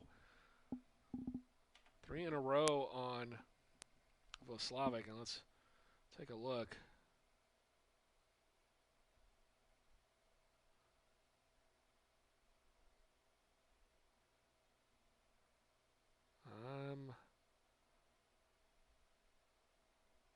It was called immediately. I don't see it right there, but when you've already done 2, you leave yourself open for that. Tigers do put a hit on the board, and that could be huge if they can keep this to a 3-0 lead. Give yourself some confidence and momentum heading to that 7th inning. We'll be right back for the top half of the 7th here in just a moment. You're watching Tiger Network live from Trinity University, and we've got a good one here with Texas Lutheran and Trinity softball.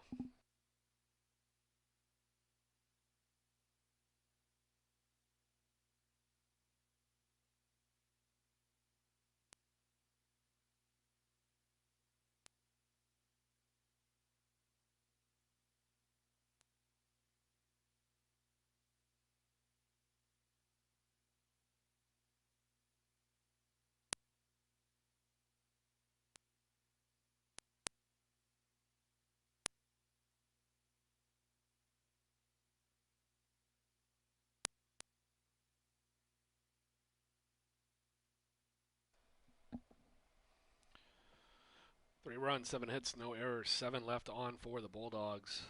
No runs, 1 hit, 2 errors, 1 left on now for the Tigers. So we head to the top of the 7th. And for Trinity, it is going to be a new pitcher. So it looks like maybe once through the order, and that has been it here for the Tiger pitchers.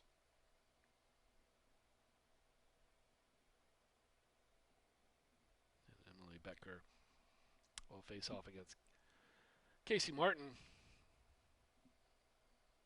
And first pitch in for a strike. And let's get Becker's numbers up on the year. Her third appearance, 2.14 whip and a 3.0 ERA.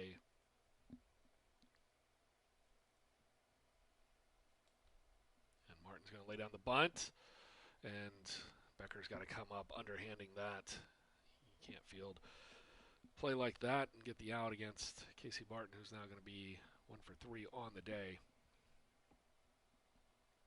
8th hit of the day for Texas Lutheran. I'll bring up Rebecca Snow. So the job here for Becker is to keep this at 3-0. You do that, coupled with the fact that you just got a hit and might have gotten 2 aboard. You got Monaco leading off in the bottom half of the 7th. 0 for 3 is Snow today.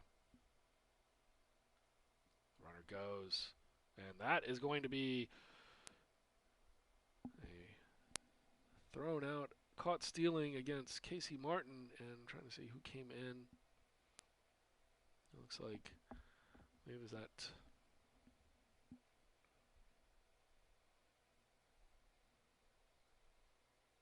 So Weber back catching. And they're going to, they call it an illegal pitch. The runner has retreated to first. There's no sign that we have an out. We'll also get the glitch out of this camera in between games. I feel that it's just a bad cable. So they're going to send the runner back to first.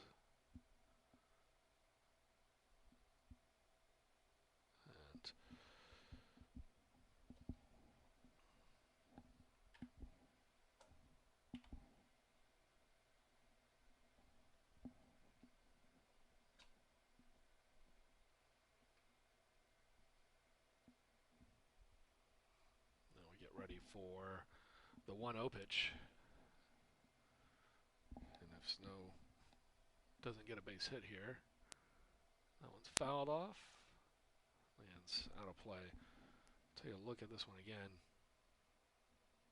Look at the first base umpire there on the far right of your screen. He calls it immediately. So, whether you like the call or not, somebody makes the call that quickly, pretty good chance that they saw it clear.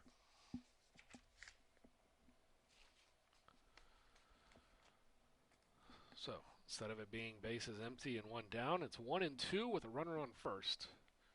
Chance for the Tigers here to retire Snow for the 4th time today. The 1-2 pitch coming from Becker. Laced up the middle. That's 1 for 4 and 2 aboard now for TLU. And the 1-2-3 hitters, specifically the 2-3 hitters for the Bulldogs, starting to come alive. And that is not good news for the Tigers, as that brings to the plate with the hottest hitting, or at least one of 2. Skylar Ouellette now, and then walks him next. Both of them are just hitting the ball very well today. You can see Ouellette raising her season average now to .404. She's 2 for 2 on the day. Blocks him 1 for 3, follows, but was inches away from a 2-run homer. She eventually came around to score, so it didn't affect the scoring. Now the bunt attempt. That one's laid down and foul. It'll be 1 and 1.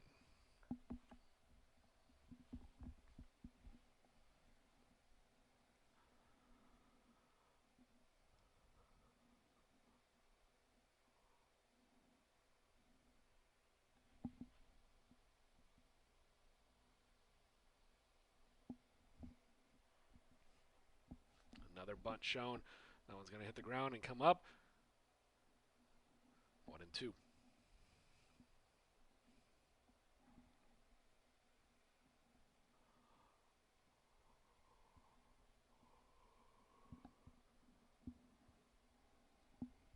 So we'll see if the sacrifice is still on here for Skylar Ouellette.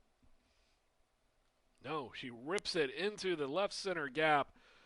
That'll score 1. And it'll be a stand-up RBI double and make that 4-0, and the illegal pitch comes back to hurt the Tigers.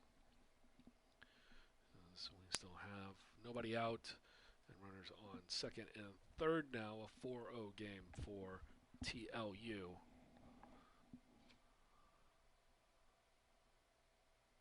And I was curious if she would continue on with the sacrifice attempt. She was like, I just go shopping in the gap. Get myself an RBI double. Make this maybe an out-of-reach game now at 4-0. Time called.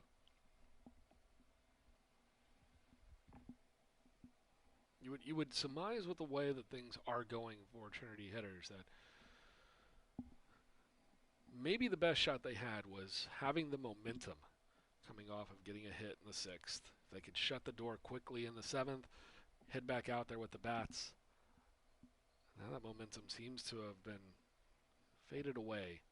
And that one is lifted. And Jenna Cash will make the catch, but that will go as a sac fly and blocks him with her second RBI of the day. She is still 1 for 3. But there is an out here in the top half of the 7th. So we approach 6:50 here. This game will obviously not end and have enough time to prep the field or anything else before the 7 o'clock start. So like I said, we're probably going to be about 25, 30 minutes between games. And they'll prep the field and do all the changeover. Absolutely certain that most of you tuning in are very accustomed to that for the doubleheaders. And for those who aren't, we'll be right back with you about 30 minutes after the conclusion of this one. Now the 0-2. Jesse Rains stepping in. Rains 1 for 2 today. Make it 2 for 3, and she'll get an RBI. Make that 6-0 for TLU. They've come alive here with the bats in the 7th.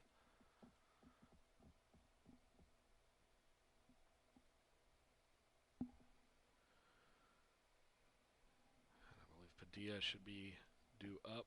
Yes. 1 for 2 on the day for Padilla. Raising the average up over 300 to 302.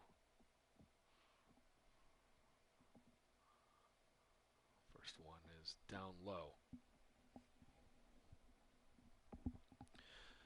So the Bulldogs get the offense going that they needed here in the 7th.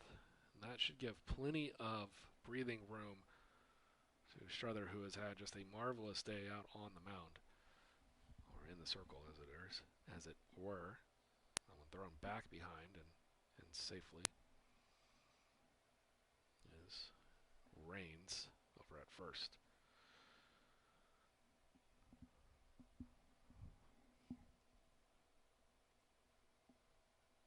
and 4 on the year for TLU, 5-4 on the year for the Tigers. 6-0 in the SCAC for the Bulldogs. Trinity 1-2, and I believe these 2 games do count for conference. I'll double check that during the break of the 2 games. Floated foul.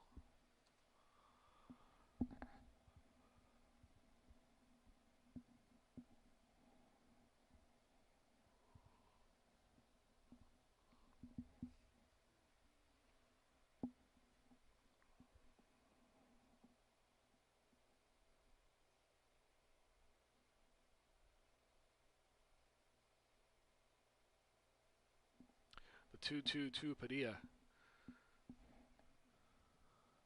Low will run the count full.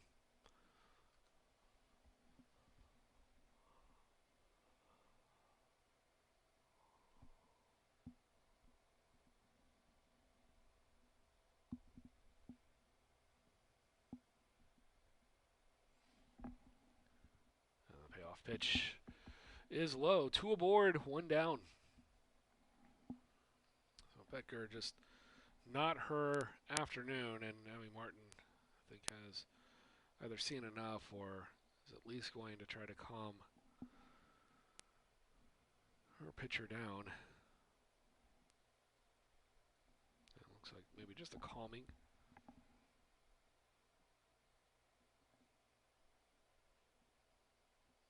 We're here, top of the 7th, 1 down.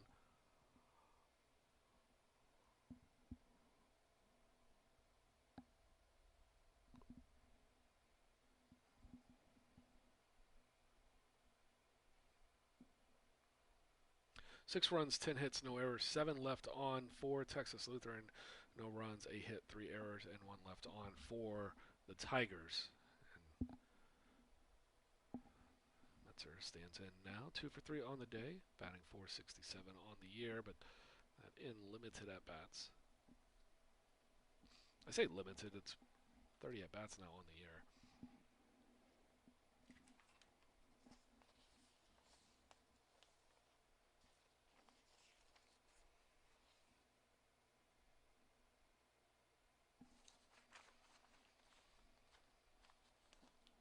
A pretty solid season with 30 at-bats now for Sarah Metzer. Heading the count 2-0.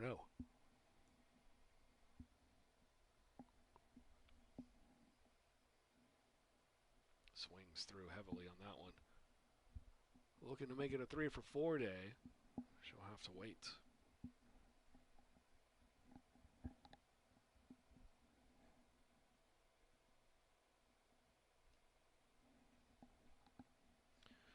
The 2-1. Put on the ground but foul and make it 2-2.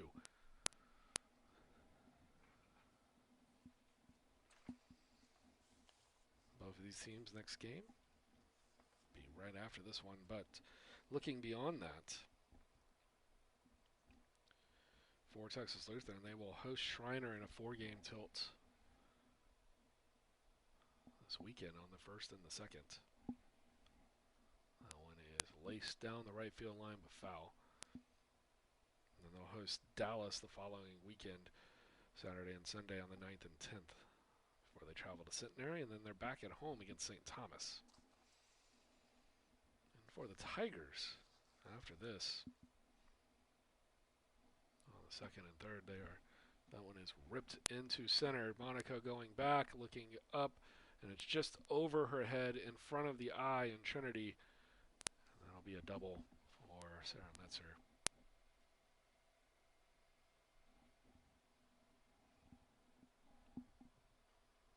Really good stroke on that one. And I thought maybe she had just gotten enough of it, as Monaco maybe only play there was the basket catch over the shoulder on a double for Metzger, and Ellie Holbrook will be back into pitch. We're going to take a quick break. Be back with you here in just a moment.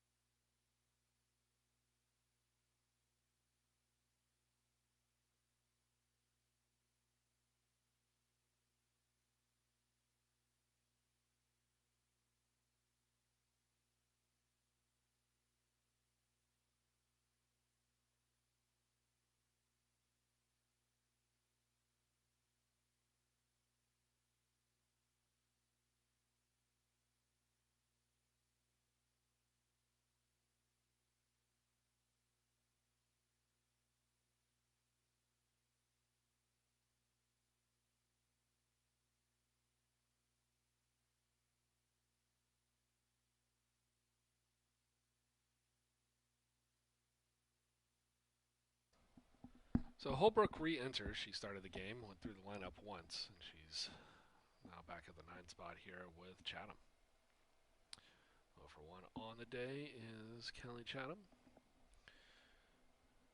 And an interference call and a sacrifice. And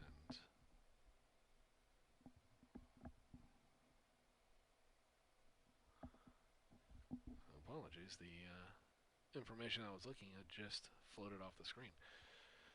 But she's down 0-2.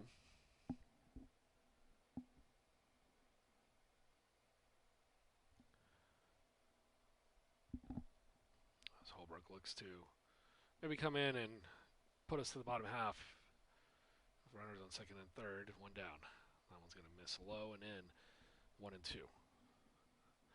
Be Monaco, De Luna, and Williams due up for the Tigers when we come back. That's 2-3-4 for Trinity. I would say 7 runs now is a bit optimistic, but we'll see what the Tigers can do. And this is, beg your pardon, it's Hudgens, the batter. She's now up to 2-2. Bailey Hudgens, the freshman out of Dripping Springs, 500 on the year, 6 RBI, 5 runs. Pretty solid OPS. And a chance to add to her RBI total with the base hit here. And the 2-2 from Holbrook on the ground. They'll get 1 at second, and another run will score. So that'll make it 8-0 here in the top half of the 7th. We'll continue on with 2 outs.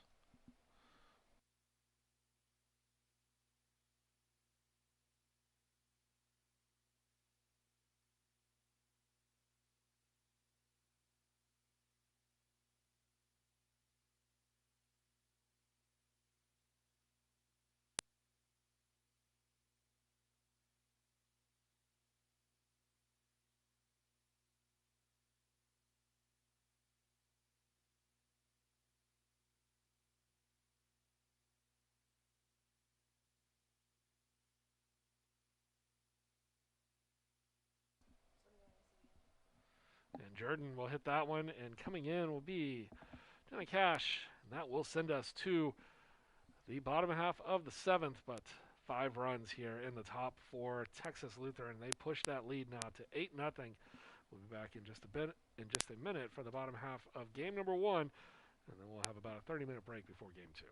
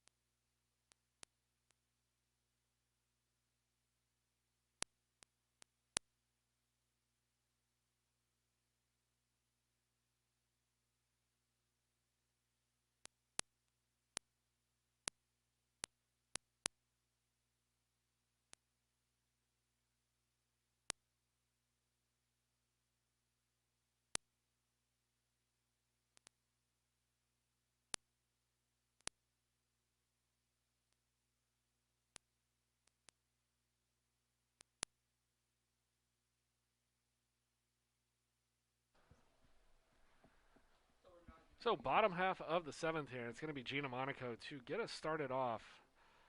And she was standing on deck. This was a completely different game. It was 3-0 and maybe have a chance to have 2 runners on. But a called catcher's interference against Slavic has wiped Trinity's momentum off the board, basically. And Monaco 0 for 2 on the day. She looks inside for that one, and it'll even count 1-1 as that one misses. Schroeder did lose her no-hitter and her perfect game, but other than the base hit allowed to Jenna Cash, she has looked magnificent today. 9 strikeouts on the afternoon for her. And most of those came early, and she's going to be looking for An opportunity to get back into the count here, as it is 2-1 against Monaco. Monaco swings through, and that'll be 2-2, I believe.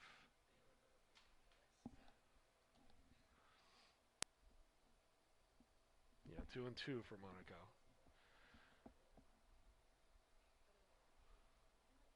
And she lifts this one. It'll probably be foul. Will it be caught? No, so we'll do it again.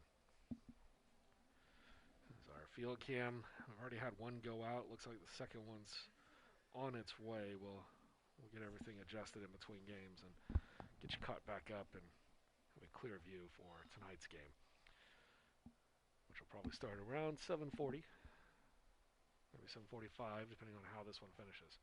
Monaco fouls that one back. So we stay at 2-2.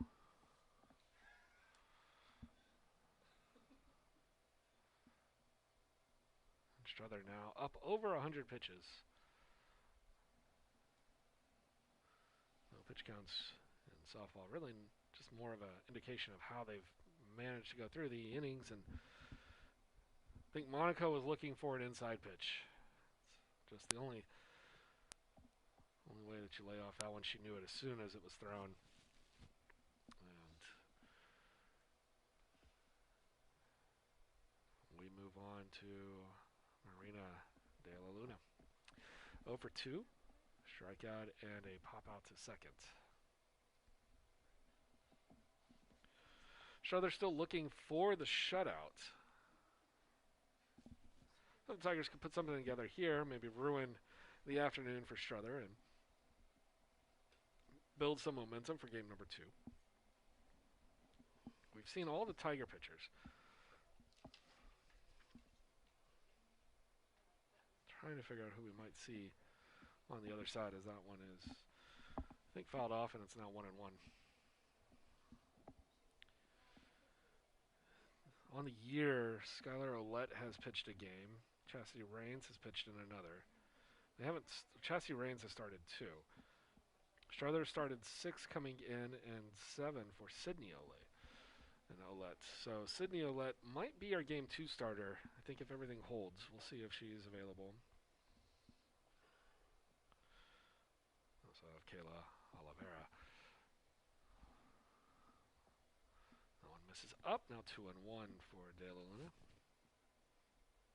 And Oliveira appeared in 6 games. Her ERA is pretty high, so I don't know if they consider her back at normal, but maybe Sydney Ouellette with 2.56 ERA, and the count now 2-2. For Trinity, like I said, we've seen all 6 pitchers today that have pitched this year, and I'm almost certain we'll probably see another pitch by committee again as we head into game number 2. One's going to be low, and the count runs full. So Strother now with a full count. She had some issues with full counts back in the 4th innings and the 5th innings, but in the 6th inning she started to correct some of that. She gave up the hit. This one floated to right field, and camping out underneath it, making the catch will be Skylar Ouellette, and Ouellette will make the second out of the inning. And we'll have one more to go here for the shutout from Strother. If she gets it, it'll be a 1-hit shutout. Looking to break that up and do some damage will be Jordan Williams. Williams 0 for 2 on the day. She struck out and popped out to short. Again, stay with us, especially if you're a Trinity fan. We've got a rundown of the Trinity Sports Report. It's a presentation packaged together by a couple of students who are taking it upon themselves to try to put out a highlight program covering the last few weeks of Tiger Athletics. And within that is a feature on senior center fielder for the Tigers, Gina Monaco, and her work with Trinity Buddies. And so, if you're a Trinity fan, you probably already know the background on it, but if you don't, it'll be interesting to see. Pitch catching a strike. So we're down to our final strike here from Strother as Williams behind 1 and 2.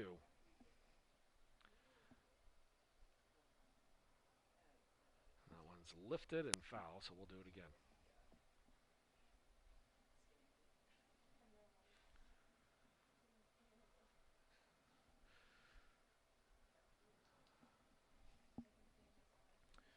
Eight runs, 11 hits, no errors, and 8 left on for TLU. No runs, 1 hits, 3 errors, 1 left on for the Tigers. And Williams trying to put up another number for Trinity. That one will miss outside. Good eye for the first baseman. Count now 2 and 2. She looks to stay alive and extend this one just a bit.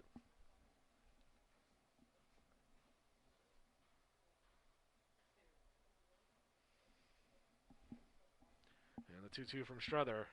Lined up the middle of the field, and Jordan Williams has extended this one with a base hit. Second of the day for the Tigers. And there will be a runner on now, I believe for MK Stark. Let's see if she can. Like I said, if Trinity could maybe just scratch across a run here, build up a little momentum for game 2. That's what you're hoping to do here. I mean, obviously, you're hoping to build a giant rally and come back from 8 down, but just with all honesty, the way that Struther has pitched, you're going to have to chase her and do so in a commanding fashion. As Christina Garcia is up, and you're already down to 2 strikes. So let's say that you can't score 8 runs and tie this one, send it to the 8th, and the next best thing would be to scratch across maybe 1 or 2 just to give you some of that confidence going into the next game. Garcia, the freshman out of San Ramon, California. 2 RBI and 4 runs on the year.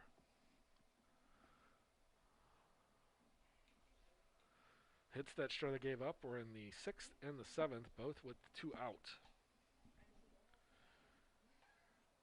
And a perfectly placed ball into even the count at 1. 116 pitches now for Struther. And Williams over at first. We'll see what Garcia has. That's a swing and a miss. Got a little jumpy there. I thought that one being right down the middle, I thought Garcia was going to be all over it. But Struther took a little bit off. That was just enough to get it by Garcia. So now the 1-2. Foul ball off. Do it again.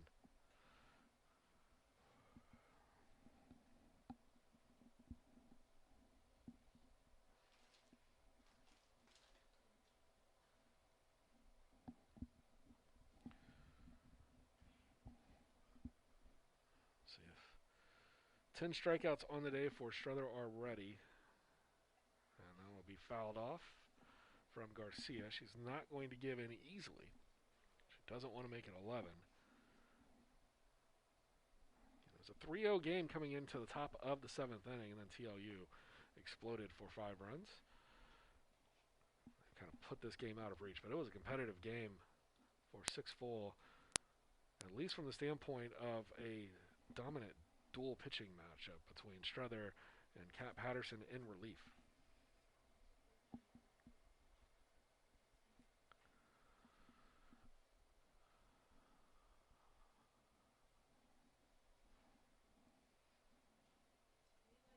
And the 1-2 fouled off once again. Garcia keeping it alive after Williams singled up the middle for the Tigers' second hit. I'm not sure if Trinity's gone to a pinch runner. Looks like it's still Williams over there. That one's floated up, now 2-2.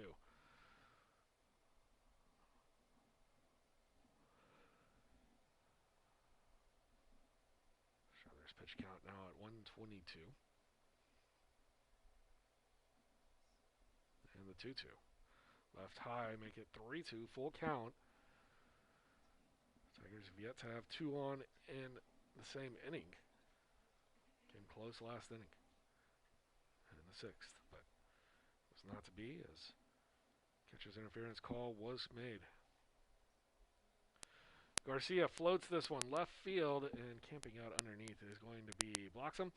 She makes the catch, and that will do it for game number 1. Texas Lutheran will take this one by a score of 8-0. And we will get you caught up on all of the particulars of this game as we get ready for game number 2. We're going to go ahead and play that before mentioned Trinity Sports Report. And then after that, we'll still have about 10 to 15 minutes between the two games. So sit back and enjoy. And we'll see you here for game 2 in just a bit.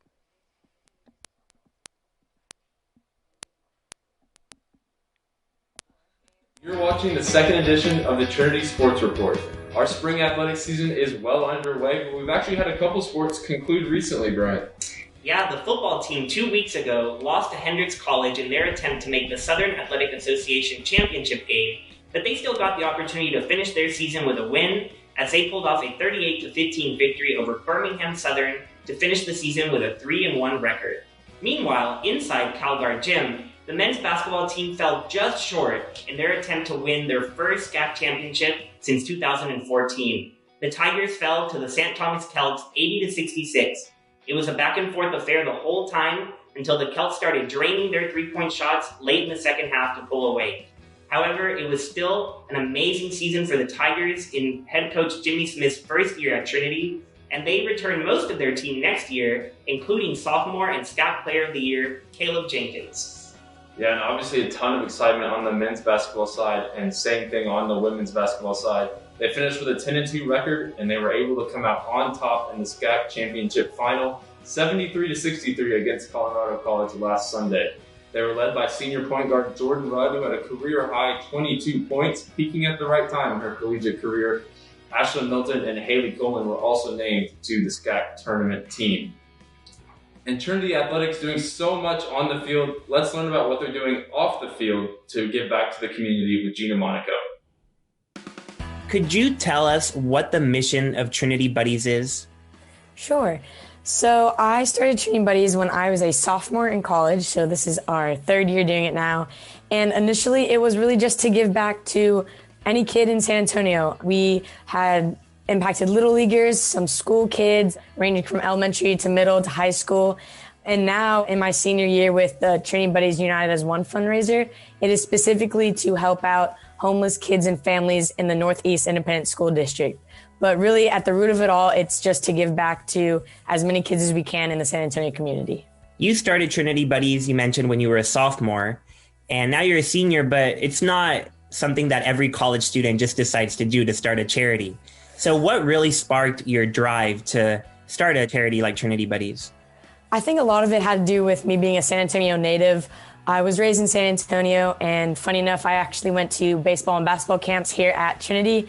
And so I just really saw myself in the kids that we give back to and could picture myself in their shoes. And when given the platform and opportunity to give back, it was just, I just honestly didn't really have to think about it. I kind of the pieces fell into place, and, you know, being able to give back to the kids who were in my spot, something that really inspired me and something I was very passionate about and wanted to start.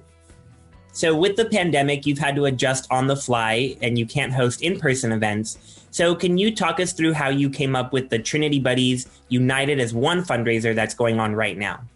Absolutely. So I have to give a ton of props and credit to Justin Parker, Harrison Lalone, and Daniel Martinez. Those are three of my mentors that have helped greatly in this entire process. We began Zooming over the summer, of course, when we were trying to come up with ideas to keep Trinity Buddies going as safely as possible. And this is when we came up with the fundraiser. It in part deals with, of course, all of the Trinity athletics programs, as well as the United as One pledge that Daniel brought up to us, which is basically talking about equality within the NCAA. So I thought it'd be great to have that equality, have that unitedness with all 18 Trinity athletics teams. So that's how kind of the name came about and the idea came about. And so finally we were like, well, let's do a fundraiser. And then we moved on to who would be helping. And as an NAISD alum, I reached out to the Family Support Services, and they told me specifically that the homeless chapter was one that was, of course, even more impacted now with COVID-19. And all of a sudden, even now with the snowstorm, they've, of course, been very impacted. And so we, got our who and our why all kind of put together, and that's how we came up with the fundraiser. How does it make you feel to see every athletic team at Trinity rally around a cause that you started? It's absolutely heartwarming. Even before we came up with the fundraiser, I had coaches and players coming up to me asking how they could help with Trinity Buddies in general. And granted, at the time, it was kind of a softball specific thing. But now, like you said, with all 18 teams on board, it's huge. It's cool to see their fans and alumni who I might, never have met or talked to, saying their appreciation and giving their contributions. And just seeing the coaches and players get excited to give back and to get on board. It's just huge. It means a lot, and I think it really speaks to Trinity and all of the athletes and their kindness that they have within their hearts. And how can people watching this get involved and help with your fundraiser? Yeah, so all donations are going through Venmo, which is at Trinity Buddies. And then if you'd like to keep up with the fundraiser, you can follow us on social media. Our Instagram is at Trinity Buddies, and our Twitter is at Buddies Trinity. It was really great to catch up with Gina Monaco and learn about all that she's doing off the field. Anyone who donates to her Trinity Buddies United as One fundraiser can specify on Venmo what team they're donating on behalf of to make sure that team receives the credit in the competition. And that competition runs through April 26th. And as an extra bonus, anyone who donates at least $5 can get an amazing Trinity Buddies bracelet, and they can just specify if they want a white or a maroon bracelet in Venmo as well. Now, let's see what some of the teams that are still in action this spring are doing. Absolutely. Let's start off with track and field.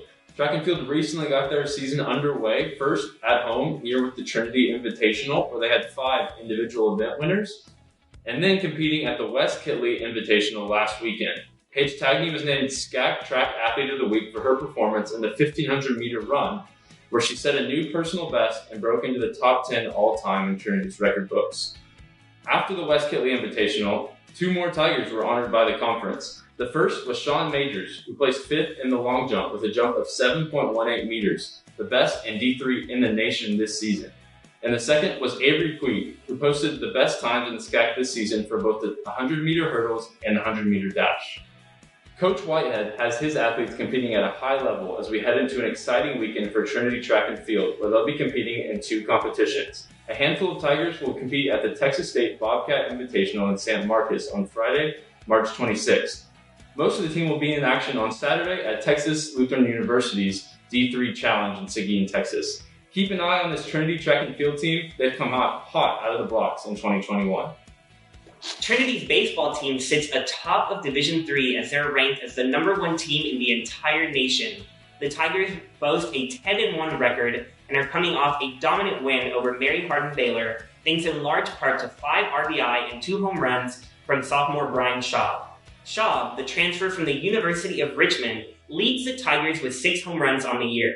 Junior outfielder Jack Vonderhaar has also blasted 4 home runs and driven in a team-leading 22 runs on the year.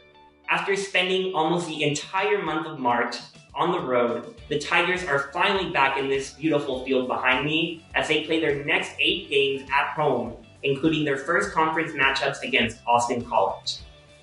Men's golf were led by Conference Golfer of the Week Daniel Nunez to their 3rd team victory in 4 tournaments this season at the SCAC Preview Tournament. Nunez shot a 3 under 141 as Trinity came out on top at the Valor Creek Golf Club on Monday and Tuesday. They won't be back in action until April 12th and 13th at the Rhodes Spring Classic. That event will be held at the Miramichi Golf Club in Memphis, Tennessee, and following that, the team will return to the Valor Creek for the SCAC Championships. Trinity Women's Golf also came out on top at their SCAC Preview Tournament.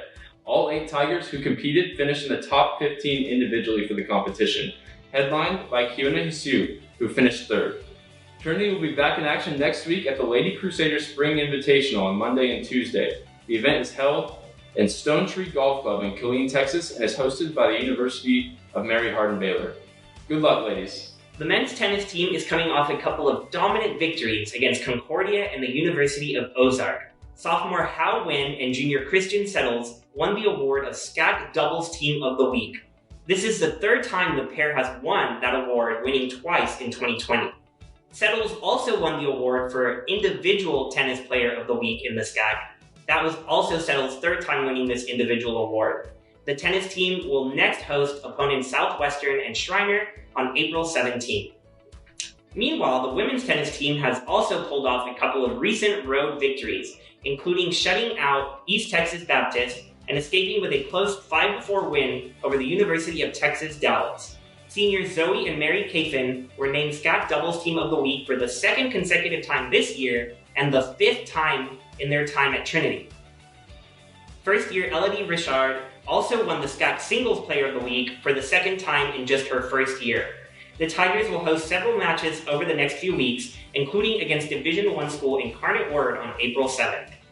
As preseason SCAC favorites, Trinity women's soccer were expected to dominate in their conference-only schedule this year, and so far they're off to a great start. They're 4-0 thanks to victories against Austin College, Schreiner, Southwestern, and the University of Dallas. In those 4 matchups, they've scored 10 goals and conceded just 2. The star of the young season has been junior Katie Ward, who has 4 goals in the last 3 games, good for the last 2 SCAC Offensive Player of the Week awards. That same award went to Molly Sheridan for her 2-goal performance back in Week 2, making it 3 straight for the Tigers. The Celts of St. Thomas will be in town this Monday for the final home game of the regular season for Trinity. Trinity's softball team has unfortunately had a difficult time getting on the field this season. They have had their last 6 games either canceled or postponed due to COVID-19 reasons, and they haven't played since February 28th. Tigers softball is 4-2 on the year, and they have victories over the University of Texas at Dallas, Mary Hardin Baylor, and Our Lady of the Lake University. If all goes according to plan, the Tigers will play on the road against St. Thomas this weekend and make up games against Texas Lutheran at home next week. Senior pitcher Allie Holbrook will look to keep up her perfect record on the year so far, as she's recorded 3 wins on the mound, striking out 11 batters in 18 2/3 innings pitched. Trinity men's soccer got off to a late start this season, opening the year with games at the University of Dallas and at Austin College last weekend. The Tigers took the first game against the Crusaders 1-0, with junior midfielder Matt McCord's first collegiate goal standing up as the game winner.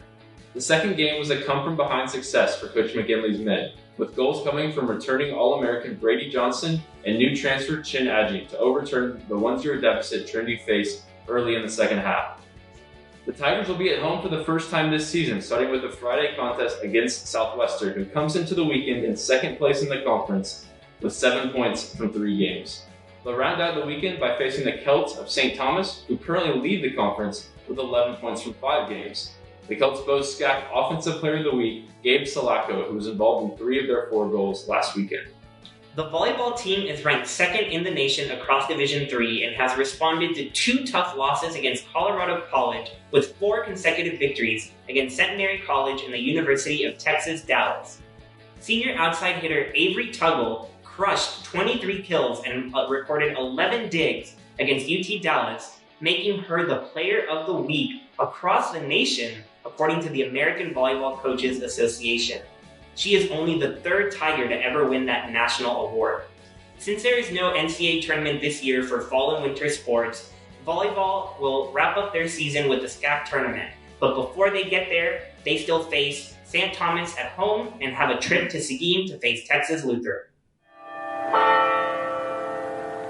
Well, that's the final bell, so you know what that means, Brian. What game are you looking forward to the most this coming week? Honestly, Ryan, I could not be more excited to finally have the top-ranked baseball team back and playing at home in this beautiful field right behind us. They were gone for most of the month of March, and now they're back home for 8 consecutive games here at Trinity, and I'm just really excited to finally get to see them in action. Yeah, absolutely. On the same token, I'm excited for men's soccer. Back at home for the first time, I've got a doubleheader this week against the 2 teams that are ahead of them in the SCAC so far this year, Southwestern and the University of St. Thomas. Those should be exciting matchups. And of course, the women taking on St. Thomas as well. 4-0 on the season. Can't wait for that either. Well, Brian, that seems like it's a wrap for this week. We thank you for tuning in. I'm Ryan Figert. I'm Brian Yanselson. And we'll catch y'all next time.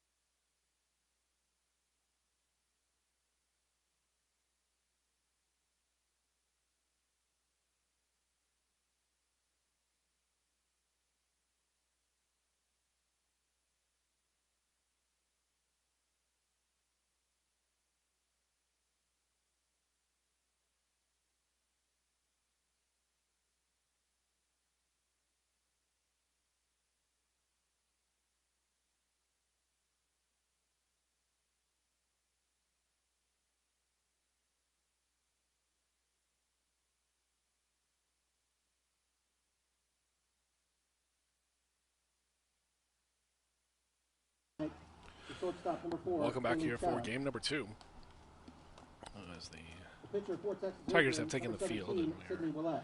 getting the starting lineups here for Texas Now Lutheran, starting who moves lineup to for 15 and Trinity. 4. Leading off right field, 7 number and 10, 0 in conference Emily play. Boslada. Tigers fall to Batting 5 and second, 5, designated 1 player, and number 3 13, Jenna Cass. after Batting third, the 8-0 at third win base, for number 17, TLU Marina in De La game Luna. number 1. Batting fourth at first base, number 18, No real Jordan changes Williams. here for Texas Batting Lutheran. fifth, the pitcher, number The 21, only Scott change will Patterson. be the Batting battery sixth, the with center fielder, Laura number 23, Hernandez Gina sliding into Monaco. the 8 spot and Batting will be seventh, behind the catcher, plate. number 19, MK Stark. And they will have Batting eighth at second base, number 2, Sydney Sammy Whitman. Batting ninth, the Willett left fielder, number 7, as Emily the Fairfield. pitcher. And the shortstop, So number that's the 3, same lineup we Madison saw Horn.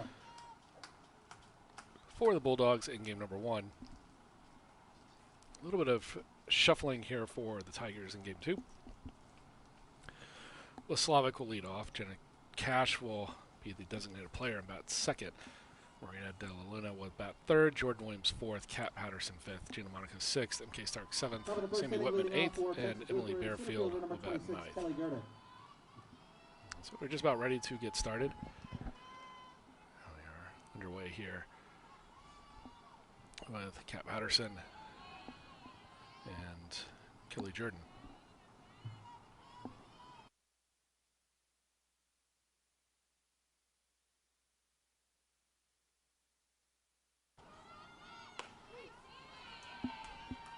And a called strike there. We'll get the scorebook going here after the first recorded out.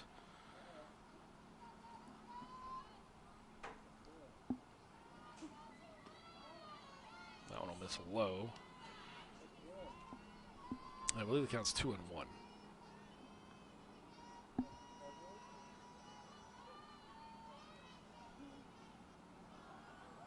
Well, Cap Patterson, who pitched very effectively in game number 1, up there for the Tigers.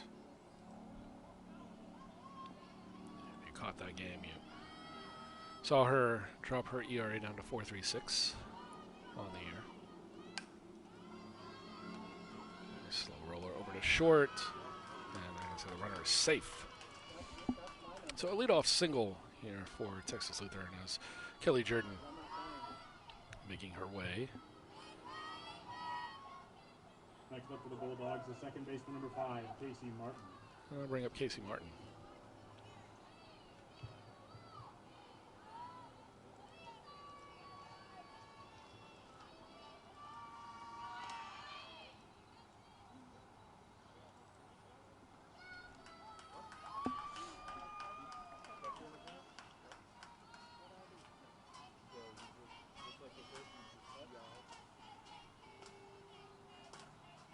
Martin will reach.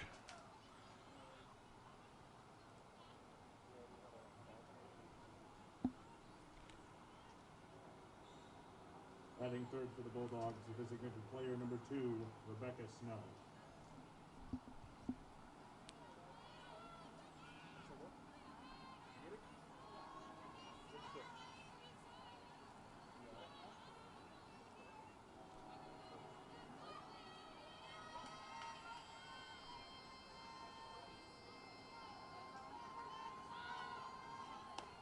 To aboard, it's going to be Rebecca Snow batting for TLU.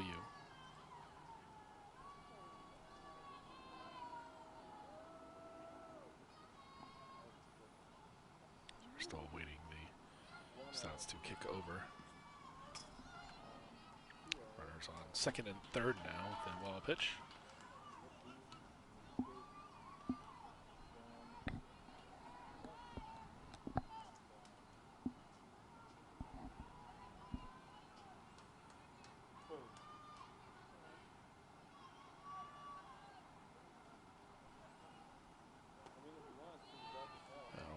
Catch the top part of the strike zone and be in for a strike.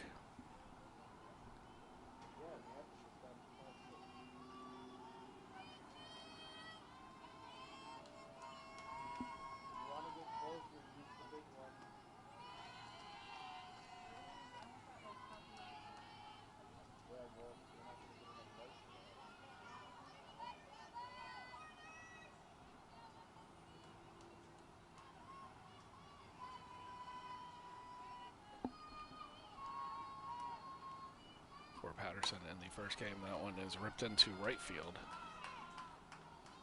And 1 run will come through on the single. I was just about to say, Patterson in game number 1, 2 2/3 innings, only gave up 2 hits. And they've equaled that already. She faced 10 batters. And RBI single for through 38 pitches, 22 for strikes, came in a big spot in the 4th inning. Sydney Willett. Got out of a 2-on, 1-out jam. And was able to keep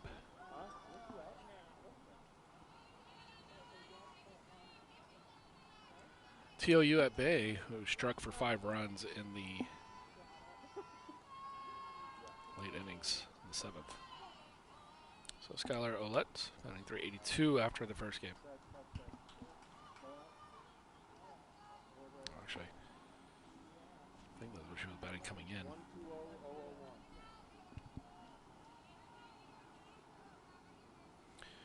Yeah, she should be higher, batting 3 for 3 in the first game. That one will float foul.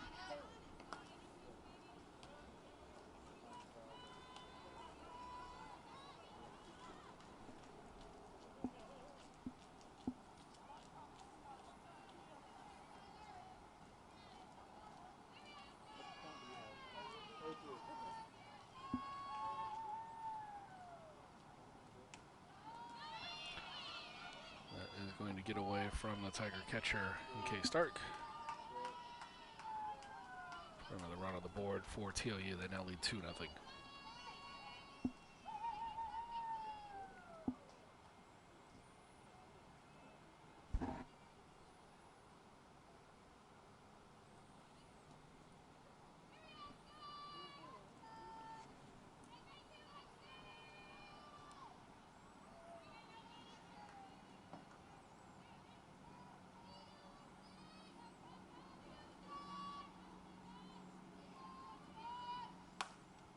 This one, chopper on the ground, fielded by Madison Horn over at short. She's the designated player with Cap Patterson batting today. And fire over for the out. Batting 5th, left fielder number Tigers 24, finally McKay Bloxham. with an out here in the top of the first.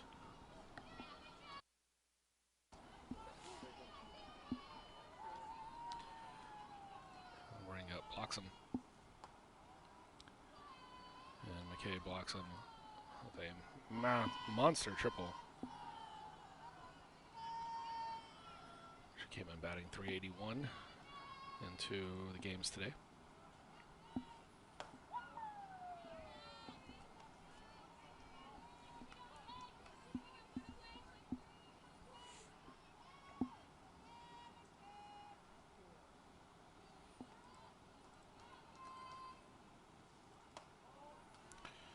Patterson struggling with the command here early.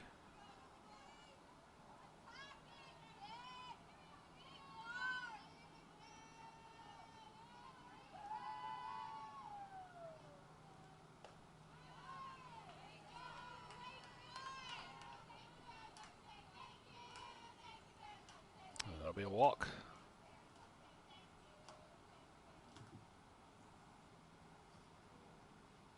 Batting 6th at third base, number 6, Chastity Rains.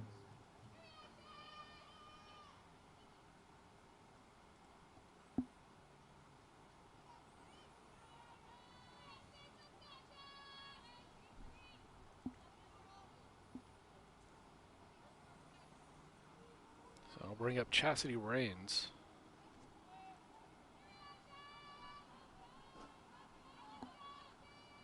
Rains was 2 for 3 in the first game, had an RBI. And that one floated into center field. I'll make the score 3-0. That's where we were for most of the first game. TOU added explosive 7th inning to win 8-0, and they've jumped out here early to a 3-0 start.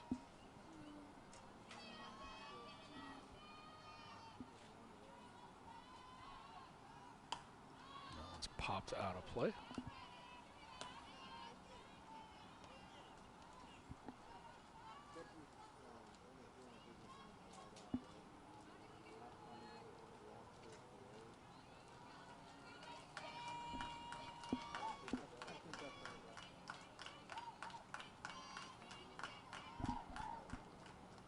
blocks him with the 1-1, I believe.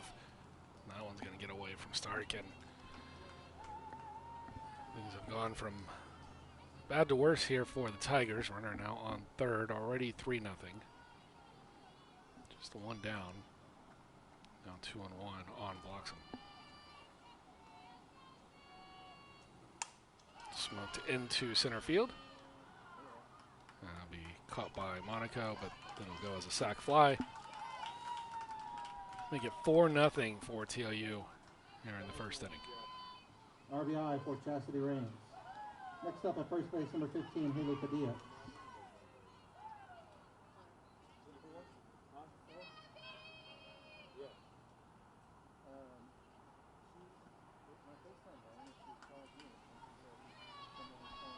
So that'll bring up Padilla. She's got another base hit. In the first game, she had a 1-for-2 performance with an RBI and a run scored. Swinging at the first pitch, and Trinity struggling here early. Number 14, Laura Hernandez. Much like our scoreboard. And that will take us all the way to the 8th spot, and Laura Hernandez.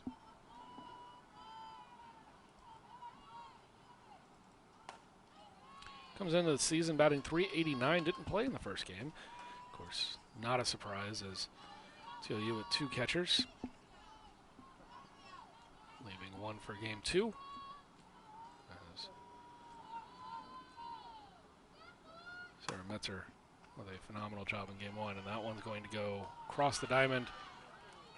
And Trinity is finally out of the first inning. And got a 4-0 score by my count. We'll get that scoreboard updated here in just a moment. 4 runs on 3 hits. There were 2 We'll be errors right back. and 1 player left.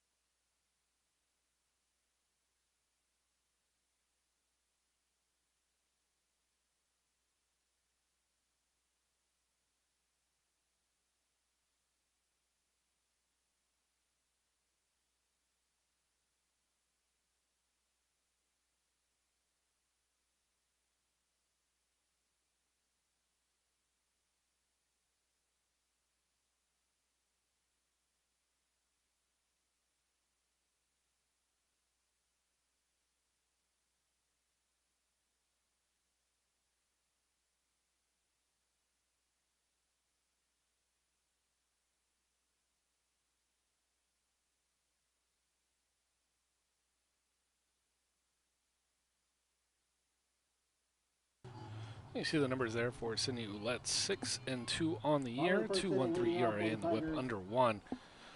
The numbers not as dominating as Strother from game 1, but impressive nonetheless. And she's been staked to a 4-0 lead here in the first.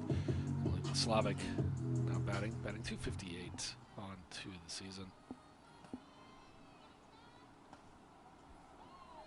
First pitch missing out for ball 1.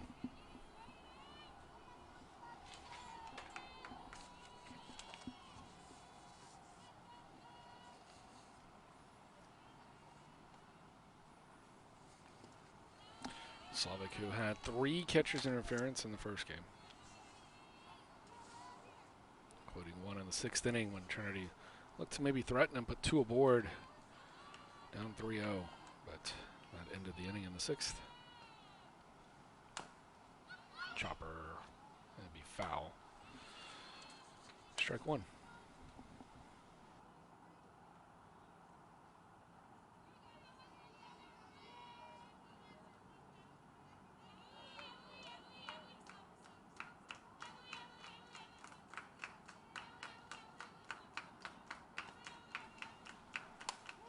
chopped foul. Just threw her bat at it, and it goes well to the left of third base.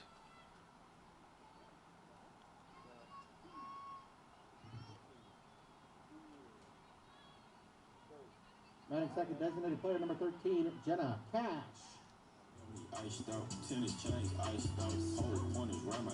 And that'll bring up Jenna Cash. Cash batting second in this game after she got the first hit of the game for the Tigers in game number 1. It's called strike.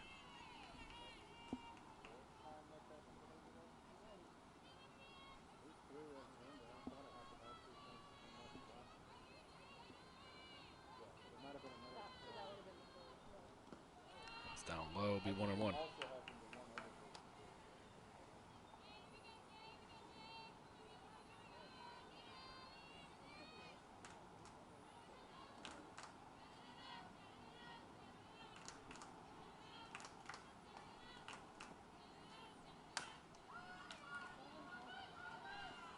Throw over, and that's going to be high over at first. Cash aboard, and the Tigers put a runner on much earlier than in the bottom of the 6th in game 1. Brewing with one down here in the first. And that'll bring up Della Luna. And Della Luna will come with, she didn't get a hit in the last game, but 0 for 3. Now looking to maybe bunt. No, she slaps it into center. No, didn't get to center. Thought when it came off the bat that was destined to go over the shortstop's head, but it didn't quite carry him far enough and into the waiting hands of McKay. Blocks him. And there are 2 down. As we're still having issues with the consistency of the scoreboard. So down on your lower right-hand corner, they're fed in from the stats computer, and we'll see what the issue is between innings.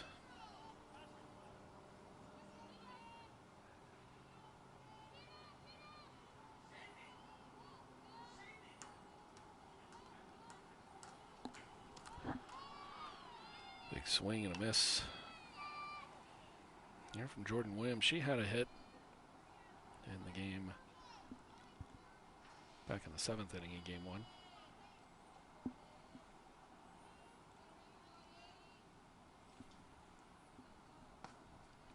Two down, 1 on.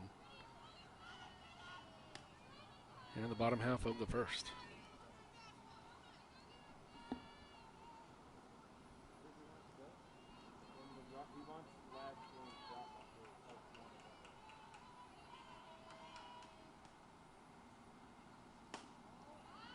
This is low.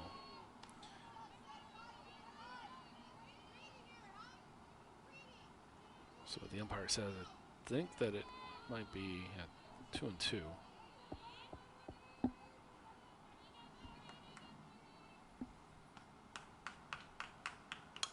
Chopper blocks him, will have it. She'll toss over, and actually that wasn't blocks him, that was Kelly Chatham.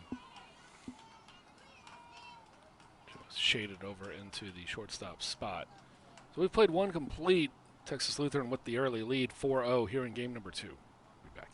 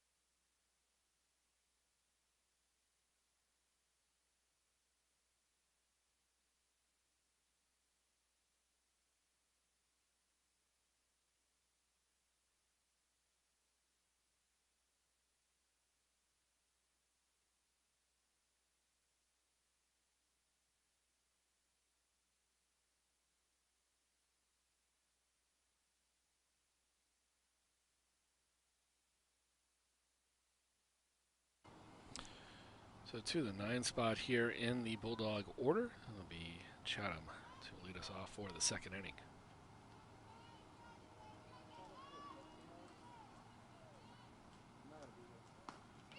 Big swing and a miss for Chatham.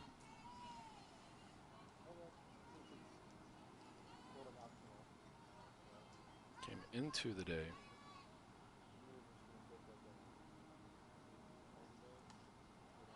batting .333, so down to .323 after an 0 for 1 performance at the plate.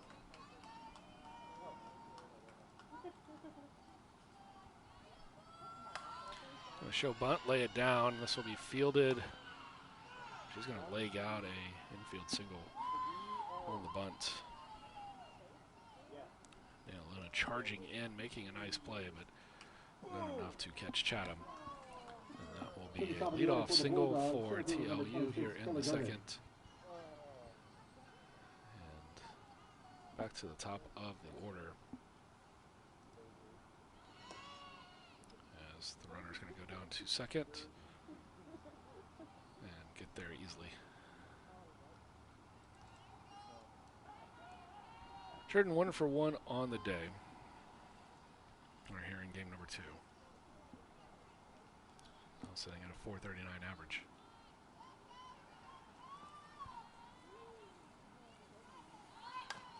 Drops that one down. But they're going to say it was foul. Now they're going to say interference. She hit it out of the box, so she's out. 1 for 2 now. I'm going to bring up Casey Martin. Next up at second base, number 5, Casey Martin. Martin down to .321. Got a walk in the first game. So for 3 with a run scored.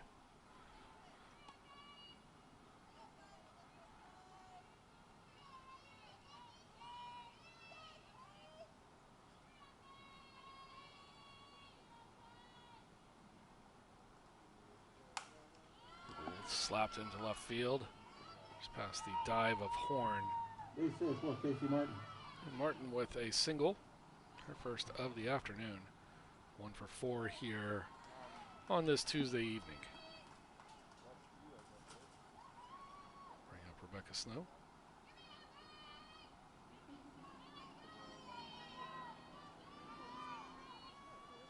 Snow 1 for 1 here in game number 2. Had a hit in the 7th inning of game number 1.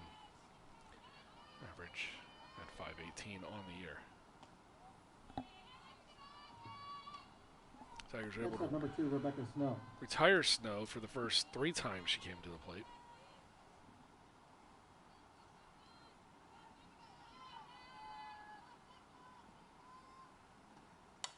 Slapped back up the middle. And that'll be into center field. A run will come around to score. They're going to hold. But Snow's going to be advantageous and take second. Make it 5-0 TLU here early. Still nobody out in the top of the second. Now batting the right fielder, And number 2 16, on Skylar second and Ouellette. third for Skylar Ouellette.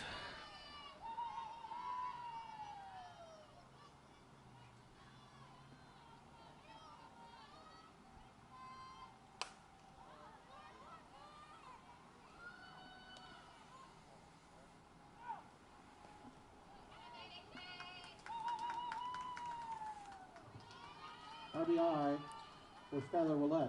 And Ouellette with the sac fly.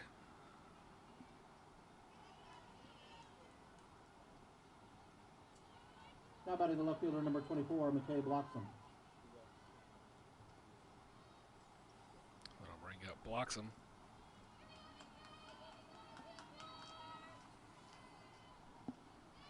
For in game number 2.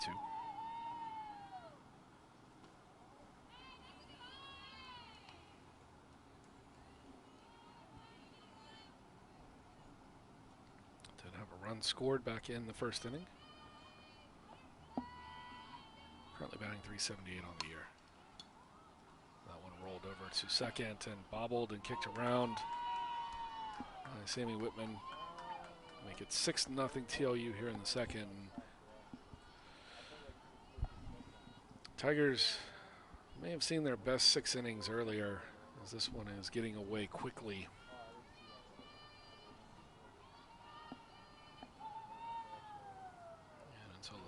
get updated correctly. We're going to pull scoreboard down for a second and throw the runner out at second, trying to steal, and that will get us through 1.5, but 6-0 for the Bulldogs, and we'll be back here in just a moment.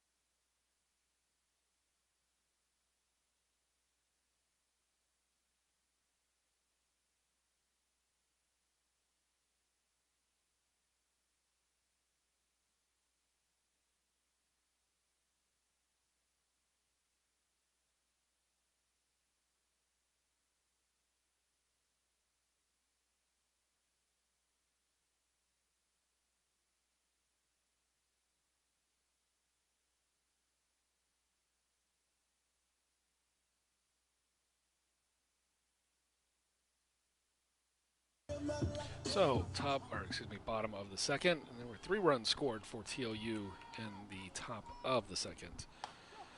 That'll bring to the plate Kat Patterson. She did not bat in the first game. She stands in with a .286 average. And Sydney Roulette will get Patterson to pop up to first and coming in to make a nice catch will be Padilla. And that'll bring up Gina Monaco. Batting second, center fielder number 22, Gina Monaco. Now a .259 on the season.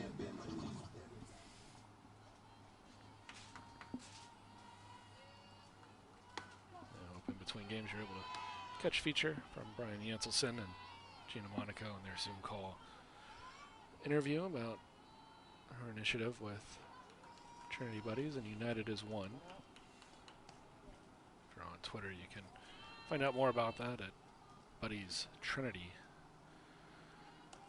BUDDIESTRINITY. And they're accepting donations for children around San Antonio, specifically the Northeast ISD School District, in need, and sends a chopper up the middle. It'll be scooped up very quickly by Bloxham. And Monaco down for the second out of the inning. Batting third, the catcher number 19, MK Stark will come up. Down to 77 after the first game. She stands in. Looking to get her 2021 season rolling a little bit more than it has been. And breaking ball here from Roulette, just absolutely perfect.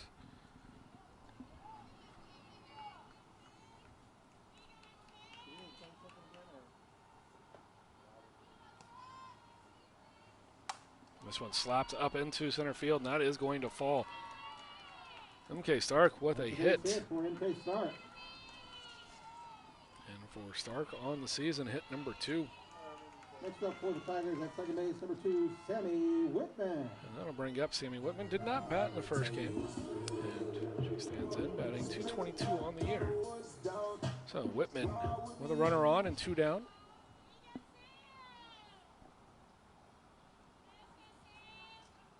And she looks at strike 1.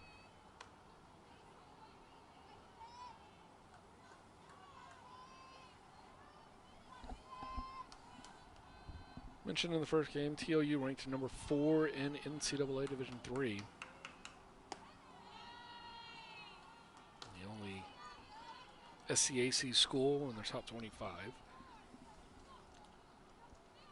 Across campus on the other diamond, Trinity baseball team ranked number 1 in the country. Centenary also in the top 25 on the men's side. This one laid down to third, and the throw over is just going to get Whitman. And that will do it for the bottom half of the second. 7-0 TOU your score when we return for the top of the third.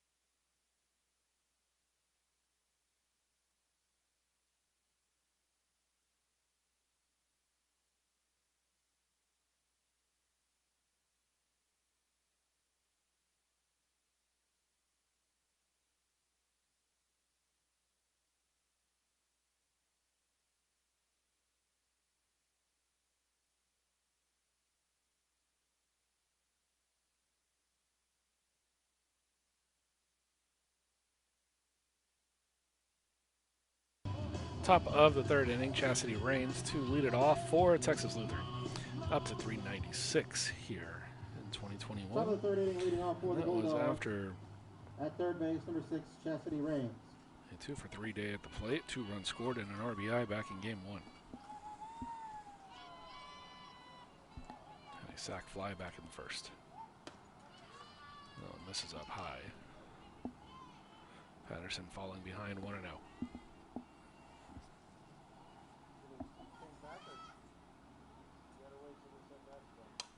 That one's popped up into shallow left. Cash will make the play. Rain's now 0 for 1 here in game 2. Running second at first Take base, us to number Padilla. 15, Haley Padilla. Padilla with a single.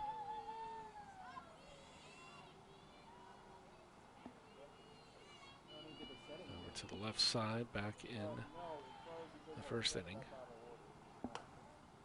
Raising her average. 2 for 3 here in the afternoon, 1 for 1 in this game. Now batting .315 overall. Hernandez and Chatham await on deck. Smoke through, but foul down the left field line.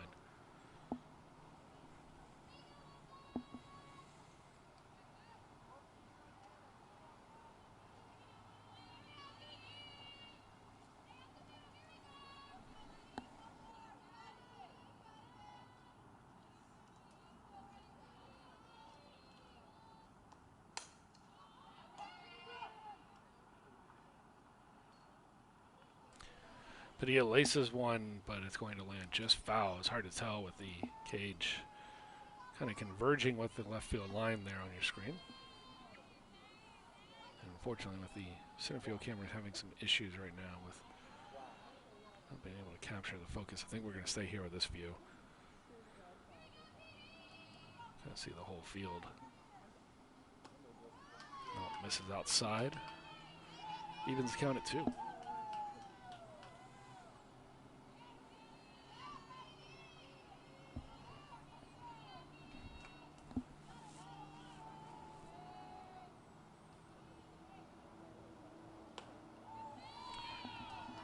Just missing.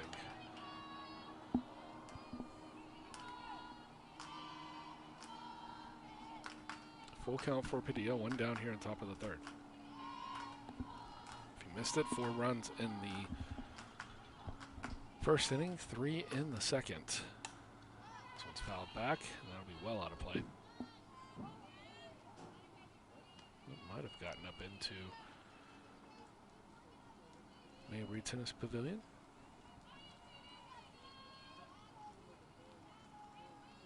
illustrious crew of Justin Parker and Harrison Lalone bringing you the online stats and the public address today. Padilla is going to go down on strikes. That'll bring up Hernandez.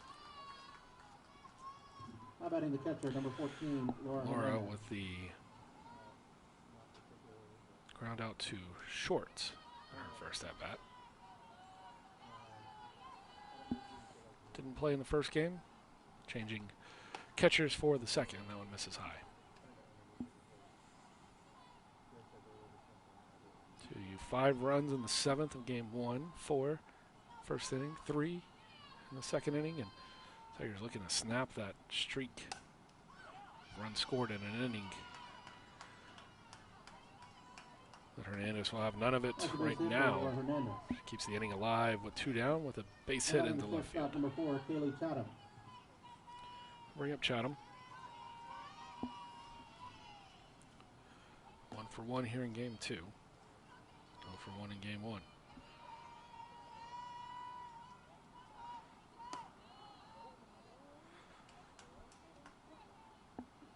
Here in game number 2 right now, as a team, Texas Lutheran 8 for 13, batting .615.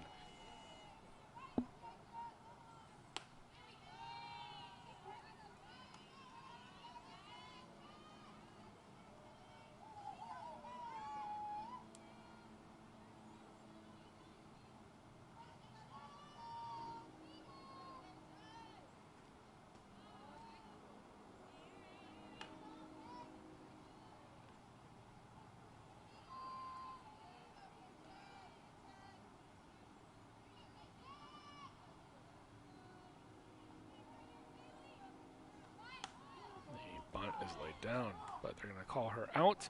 She was outside the box, and that will do it for the top half of the third. Play 2.5. Bulldogs up 7-0.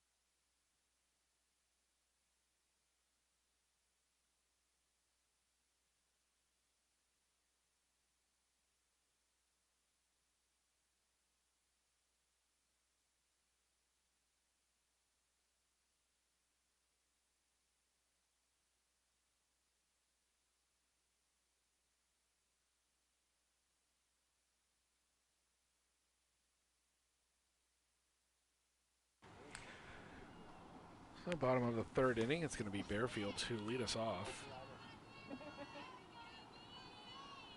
Bearfield out in left field today.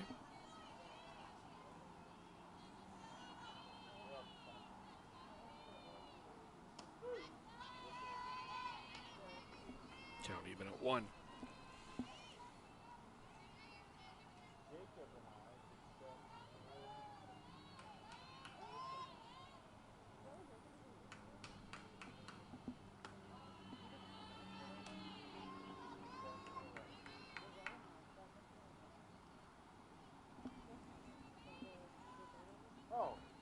That one missing. So now 2-1. And Ouellette. And Ouellette will run the count to 3-1.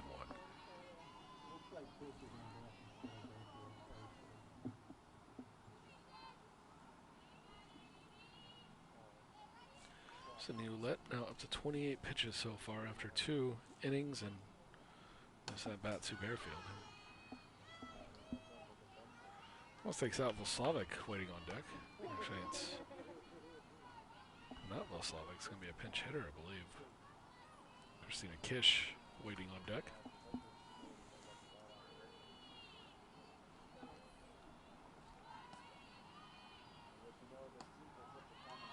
Ball 4. So the Tigers have a runner aboard with nobody down here. Lead off the inning in the 3rd. We'll bring up Kish, the junior out of Tucson. Did not factor into the first game, so her first action here today, this evening now. 2:22 on the year. Now batting at the top of the order for the Tigers, number 9, Christina Kish. And Kish also all singles with her hits. She's 2 for 9 on the year. It's batting 222 and slugging 222.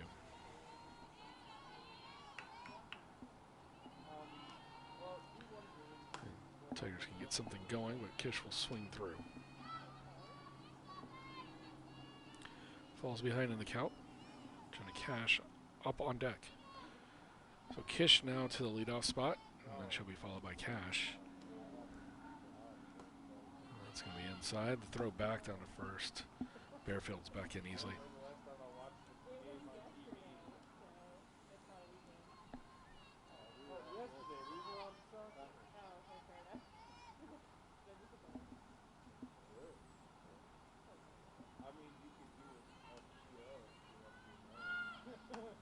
The bunt attempt. They'll throw down, and Bearfield gets hit by the ball as she slides back in.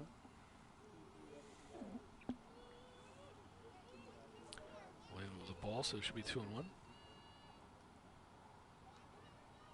Now called strike, 1-2.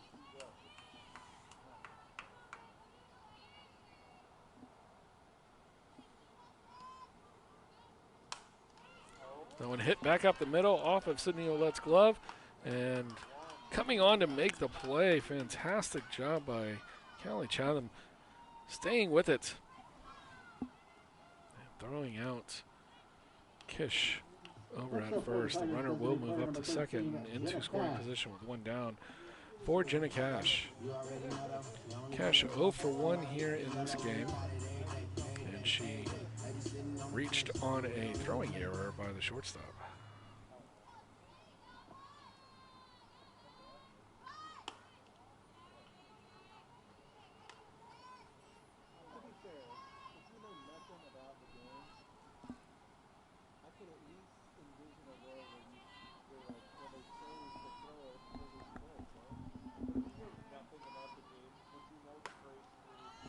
Outside, now 2-0. Delona waits on deck. First year 0 for 1 today. Batting 231. Tigers can get a couple aboard so they can chip into the 7-0 lead. Be in for a strike, now 2-1.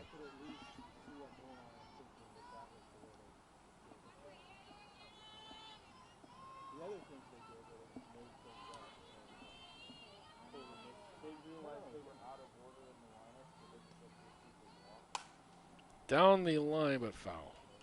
Couldn't quite get it far enough down the line as it goes out before. Good 2 steps maybe in front of the bag.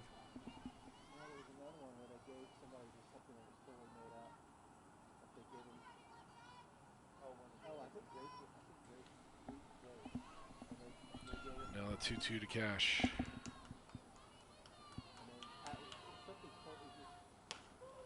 Called strike 3. 2 down. We'll bring up De La Luna. How about number 17, Marina De La Luna? De La Luna 0 for 1 on the day. She popped out to short. And 231 average.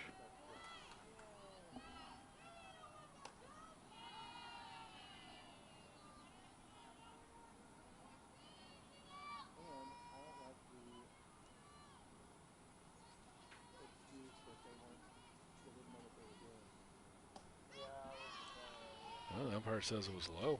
Looked pretty good from that angle there.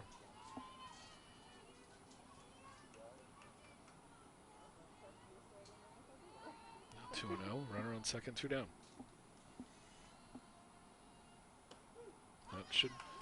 That one comes inside and gets called strike, so it looked like it pushed De La Luna off the plate, but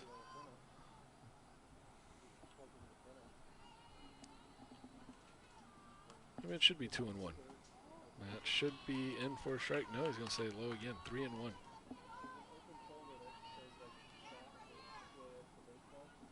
opportunity now for the Tigers. Get another aboard.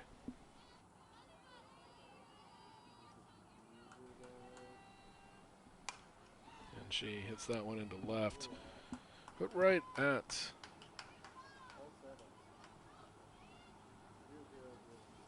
blocks him in left. Players in the bottom of the third inning, no runs on no hits. And that will do it for the bottom of the third. For the Tigers, we'll go to the fourth. Tigers still trailing by 7. Trinity.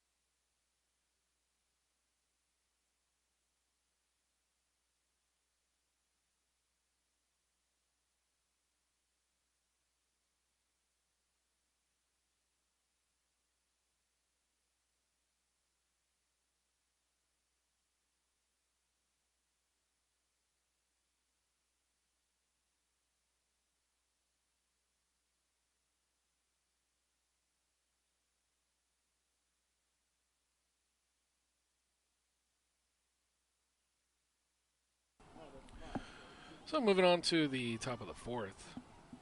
Kelly Jordan going to lead us off, and a new pitcher here for the Tigers, Brooke Porter. Pitched back in game number 1.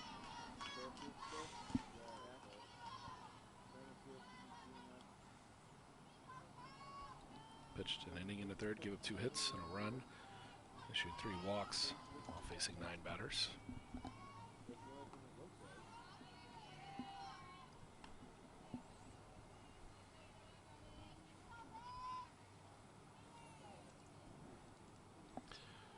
Jordan 1 for 2 here in the second game, up to 433 now on the season. Make it 2 for 3 as she sends that one into center for a leadoff single.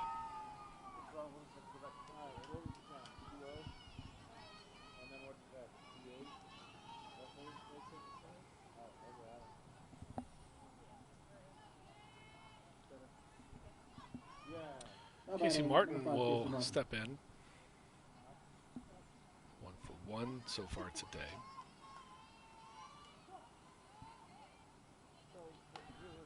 She reached on catcher's interference. We've had a lot of interfering with the catcher. She reached on catcher's interference and had a single down the left side, or through the left side. Back in the second.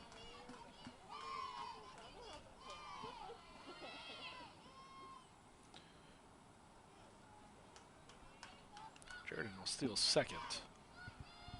Runner in scoring position, nobody down now for TLU.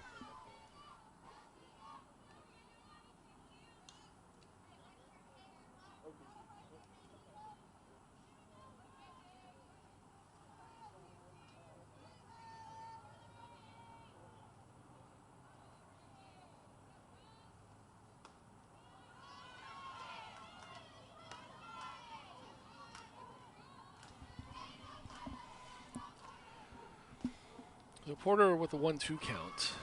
Going to retire Martin for the first time in game 2. That one chopped back to Martin. Back to Porter, excuse me, and Martin will be retired as Porter makes the easy play over to first. Runner at third now with 1 down. We'll bring up Rebecca Snow. Batting third, the designated player She's number 2 for 2 here in game 2. Snow. Got a hit at the end of game 1, so her third hit of the afternoon. Both singles, one into right field, one up the middle, and they both came with RBIs, and she's up there again with a chance to bring in a run with a base hit.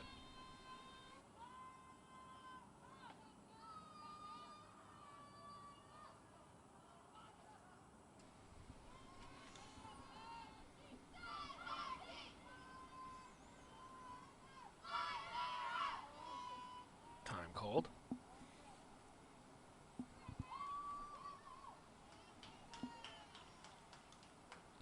Snow currently batting .526 on the season.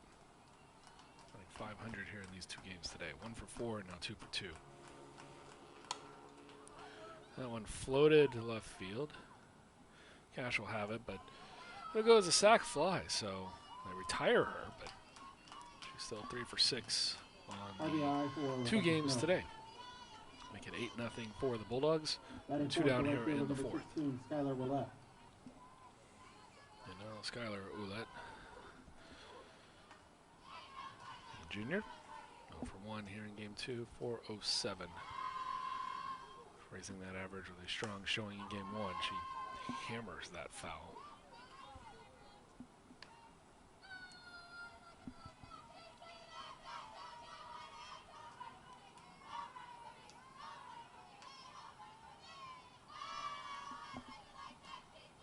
Porter with the 0-1.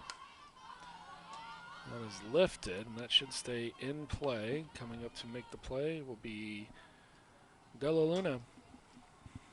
But the Bulldogs scratch across another, and they make it 8-0 after 3.5. Back for the bottom of the 4th here in just a moment.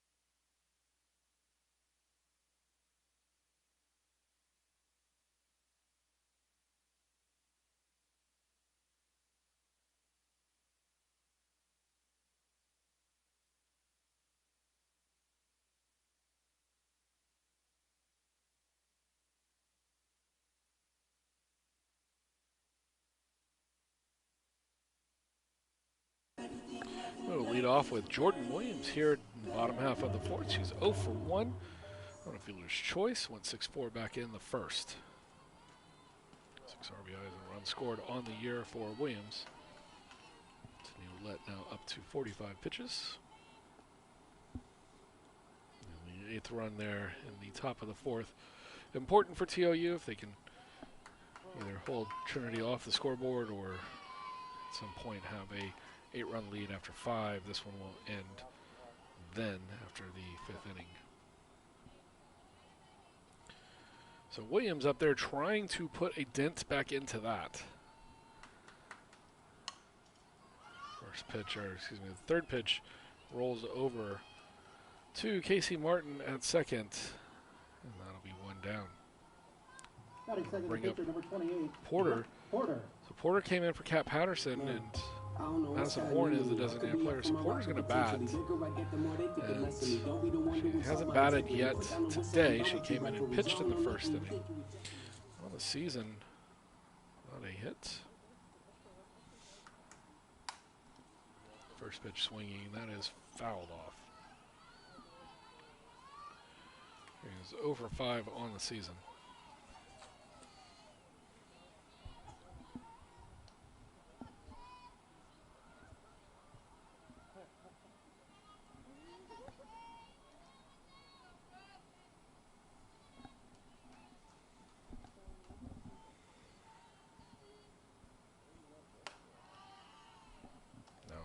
Evens the count by watching that one sail high. Monaco awaits on deck.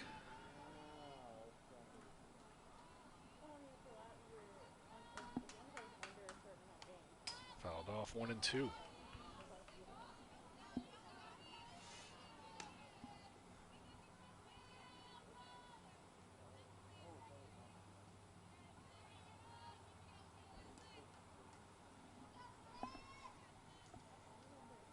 Porter awaits her counterpart's delivery. That one's high, evens the count.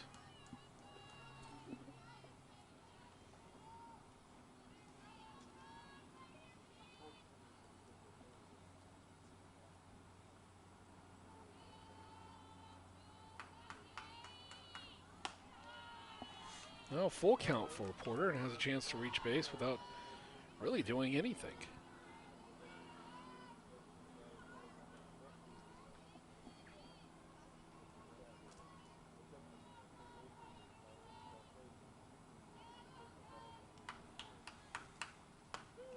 Called strike 3, 2 down here in the fourth. If you missed the first game, it was 8-0 and 7. The Tigers did a great job holding it close. Center fielder number 22, Gina Monaco. As Monaco comes up to bat, Ashley Struther was throwing a no-hitter through 5 2/3. But TLU was being held off the scoreboard. They only had 3 until the 7th. Monaco 0 for 1 here in game 2. Average down to 250. And TLU added 5 in the 7th inning to kind of make game 1 not as competitive on the final scoreboard as it was in actuality. Monaco is retired on the ground out to second. Tigers are going to be down to their final 3 outs. They're going to need to keep TLU off the board to have a really good shot here. And we return for the 5th inning.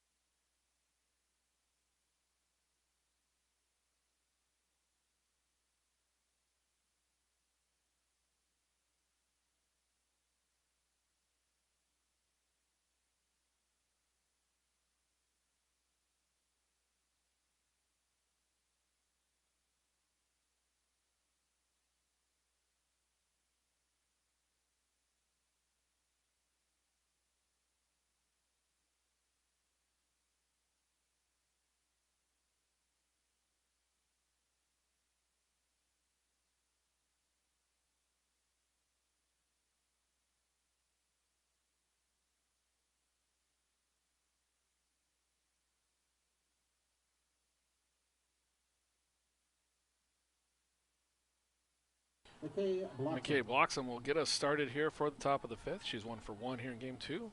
Average up to 391 on the year. Porter still back out there. Came in the 3rd, pitched the 3rd and the 4th. Now back out there for the 5th. Actually, that doesn't necessarily sound right. Let's double check that. Yeah, she came in the 4th inning. 3 innings for Kat Patterson to start us.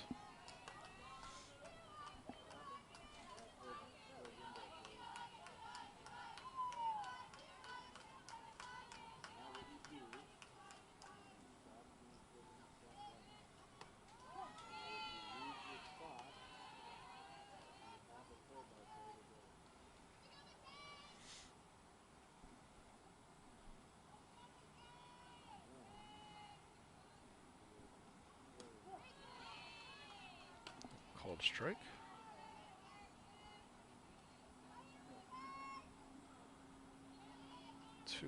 2-1 on the count, I believe. No, 2-2.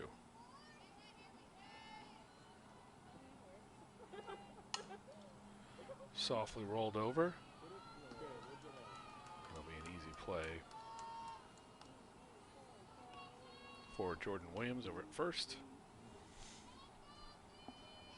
Again, critical for the Tigers here to keep TOU off the board. Only a single run can keep things going. As Rain steps in. For one in game 2. She had a sack fly back in the first and a fly out to the left in the third.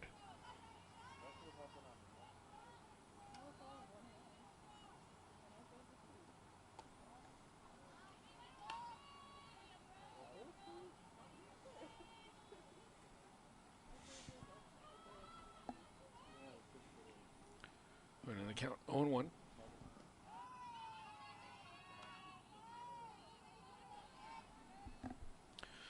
Porter delivers a ball and it evens at 1 apiece.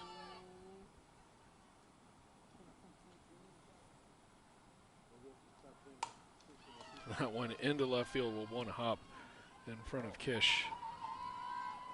She'll get it back in quickly, but it's a base hit for Rains. Rains with some solid speed out there on the base pass. Now in front of Padilla. Steps in 1 for 2. And actually, as I say that, Coach Wilson's going to bring in a substitution. It'll be Bailey Hudgens again. Hudgens appeared in the first game.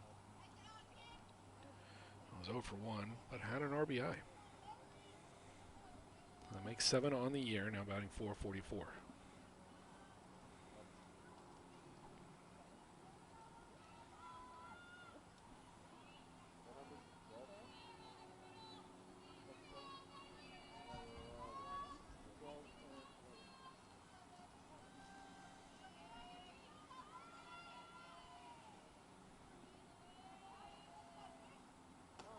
Swing and a miss for strike 1.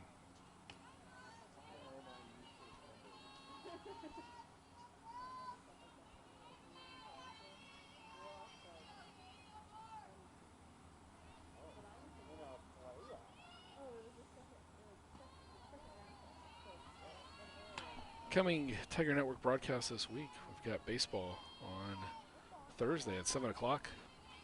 Also bring a doubleheader at 1 o'clock and 4 o'clock, or roughly 4 o'clock.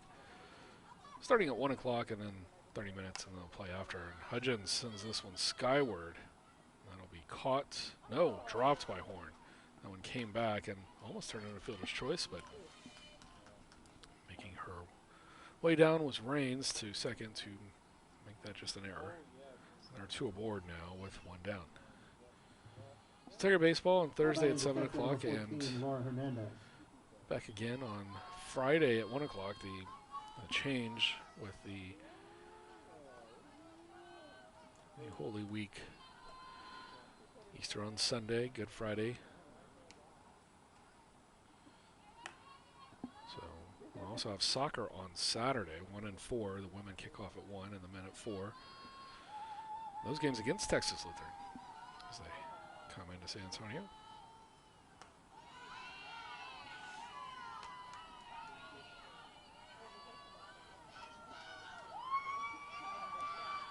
One and 1, 1 down. 2 aboard. Hernandez looking to stretch the lead. Maybe put this one out of reach of the Tigers in the bottom half of the inning. She skies that one over to far left field. That'll be out of play.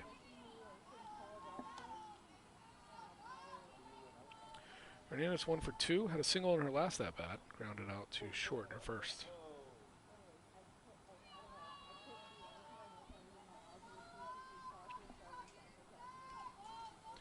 Of course, a lot of action going on here in the Alamo City over the weekend. The women's Final Four will conclude.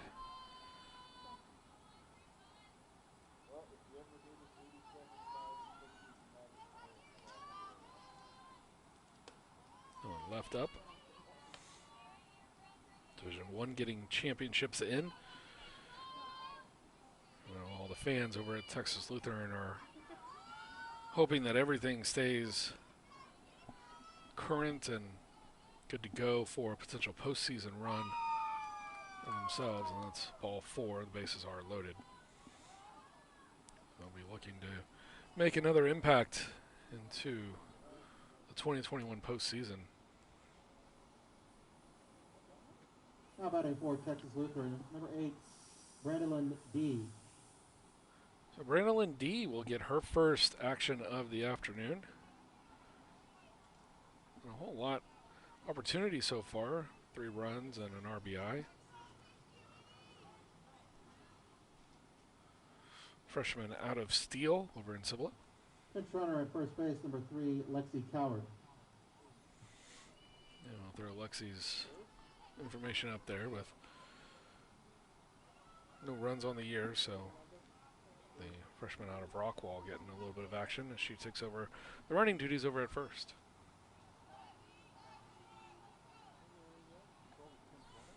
Coach Wilson going to his bench here. That'll be D at the plate.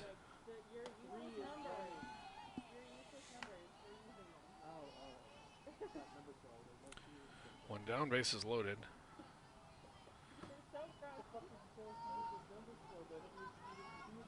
Nowhere to put D. She fouls off the offering. It'll be 1-1.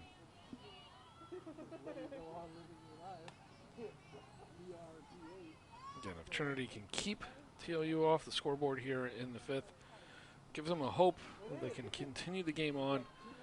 Otherwise, it will end after 5. Can't score a run.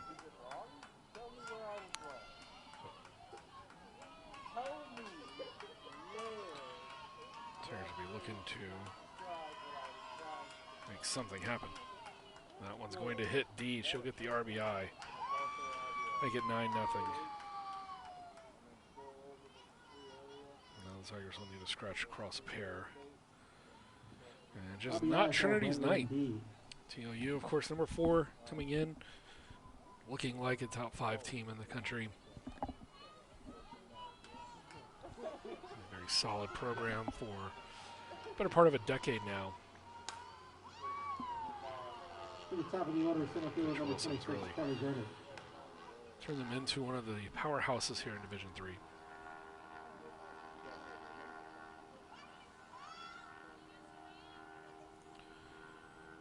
So Jordan back up again. So we're back to the top of the order.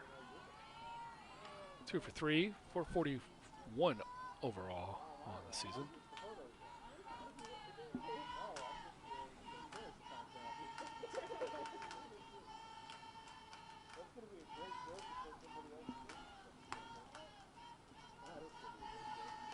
So just one out here in the inning.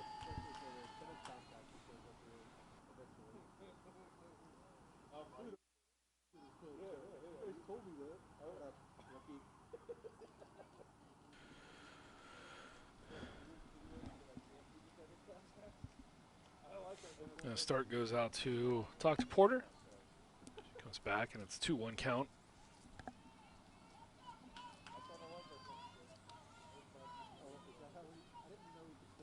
No one will miss outside. Nowhere to put Jurgen. Jordan would gladly accept the RBI, make it a 10-0 game. She's got 28 runs on the season, but just 10 RBI, so she'll take it from the leadoff spot. Make it number 11 for her on the year. Porter maybe trying to induce a ground ball, make a double play out of it. There's a ground ball. They come home for 1. They get the force, so no RBI. The runner from third will be retired on the fielder's choice. Now batting at second base, number 5, Casey Martin. The runner from third was Bailey Hudgens, so she will not get a chance to score either. And then we're back to Casey Martin at the number 2 spot. 1 for 2 today. Average down to 328 overall. Coming in on the day. She does have the bases loaded. As you saw there, 21 runs, just 9 RBI. Looking to get something going for herself.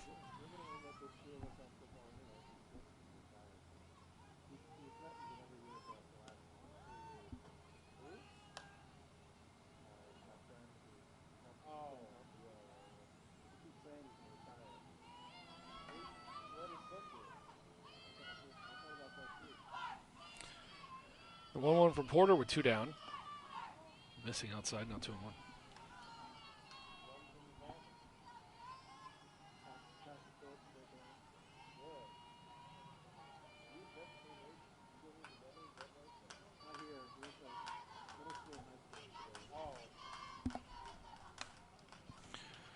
Over to first, Jordan Williams has it. She'll touch the bag.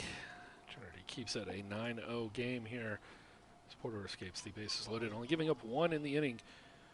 That 1, we'll see if it makes the difference or not as we head to the bottom half of the 5th.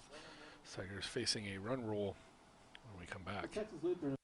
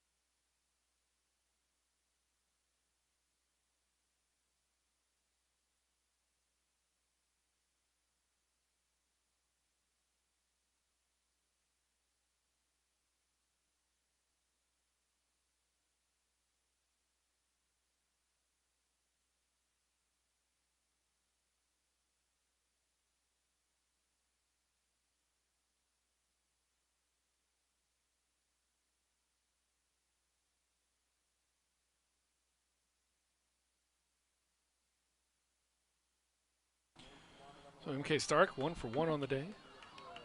A single back in the second, that one into left field. Tigers need some base runners here. Oulette trying to make quick work of this one. Her partner in crime threw 130 pitches in the 7-inning complete game 2 hitter. As Ashlyn Struther picked up another victory earlier in the afternoon. And Stark sends this one skyward and going back and making the catch out in left field. It'll be Bloxham. Batting second at second base, number 2, Sammy Whitman. So Tigers down to the last 2 outs, and Whitman try to get something going. 0 for 1 today. Grounded out to short.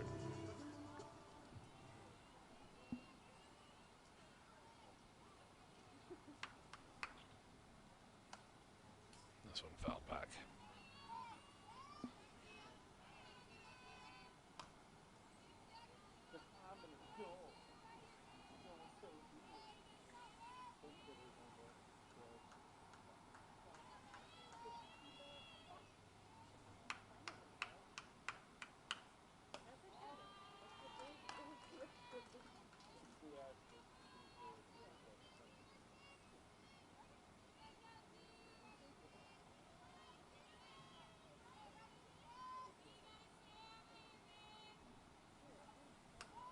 One to Whitman. Now 2-1.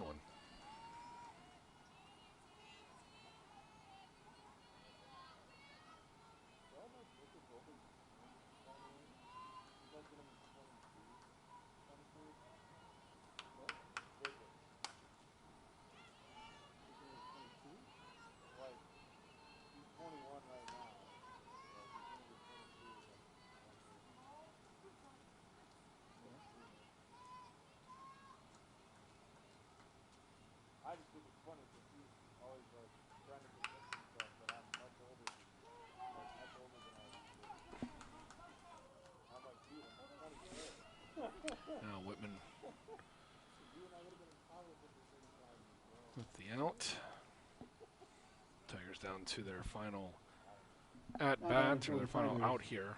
Number 12, Christina Garcia. It'll be Christina Garcia. She factored into the first game. And in that first game, she had, I believe, just one at-bat. So it rolled down for Garcia. She was 0 for 1 on the first game. So trying to keep hope alive here for the Tigers. Otherwise, it's going to be an early evening. Just past the 9 o'clock hour. Chopper foul. 0-1.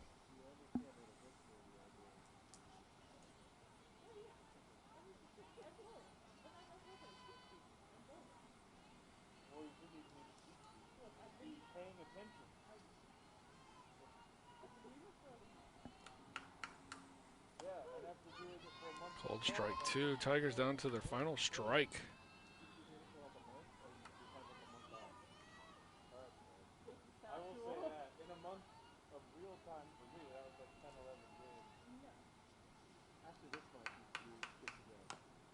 Chop foul.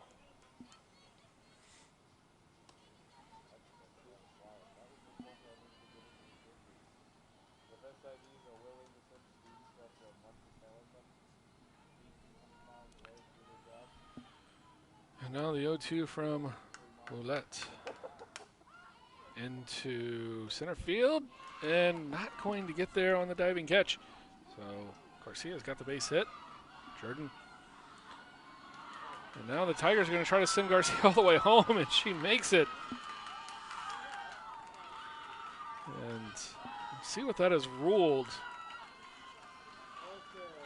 Whether or not that's going to be an inside the park home run. I didn't see maybe an error. The dive attempt from Jordan.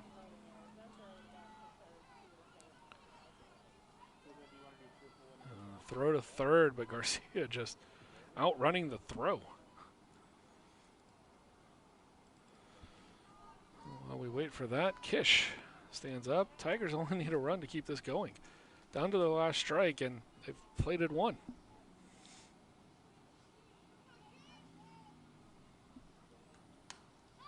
Kish fouled that one back. They still need a run. That run in the top of the fifth, crucial now for TLU.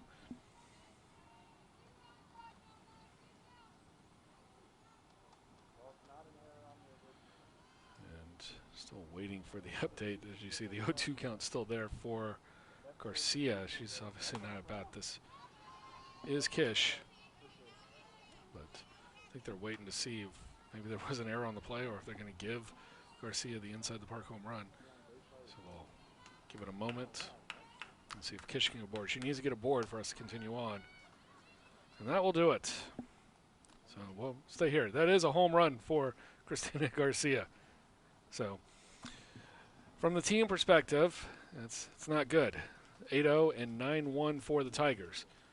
And Coach Wade Wilson and his bunch continue on now. 16-4, 8-0 in SCAC play. Tigers fall to 5-6, and a pair of wins here for the Bulldogs. And not really, coming in on paper. And you look at the way that Trinity's been playing, haven't really been able to get a whole lot of games in this year.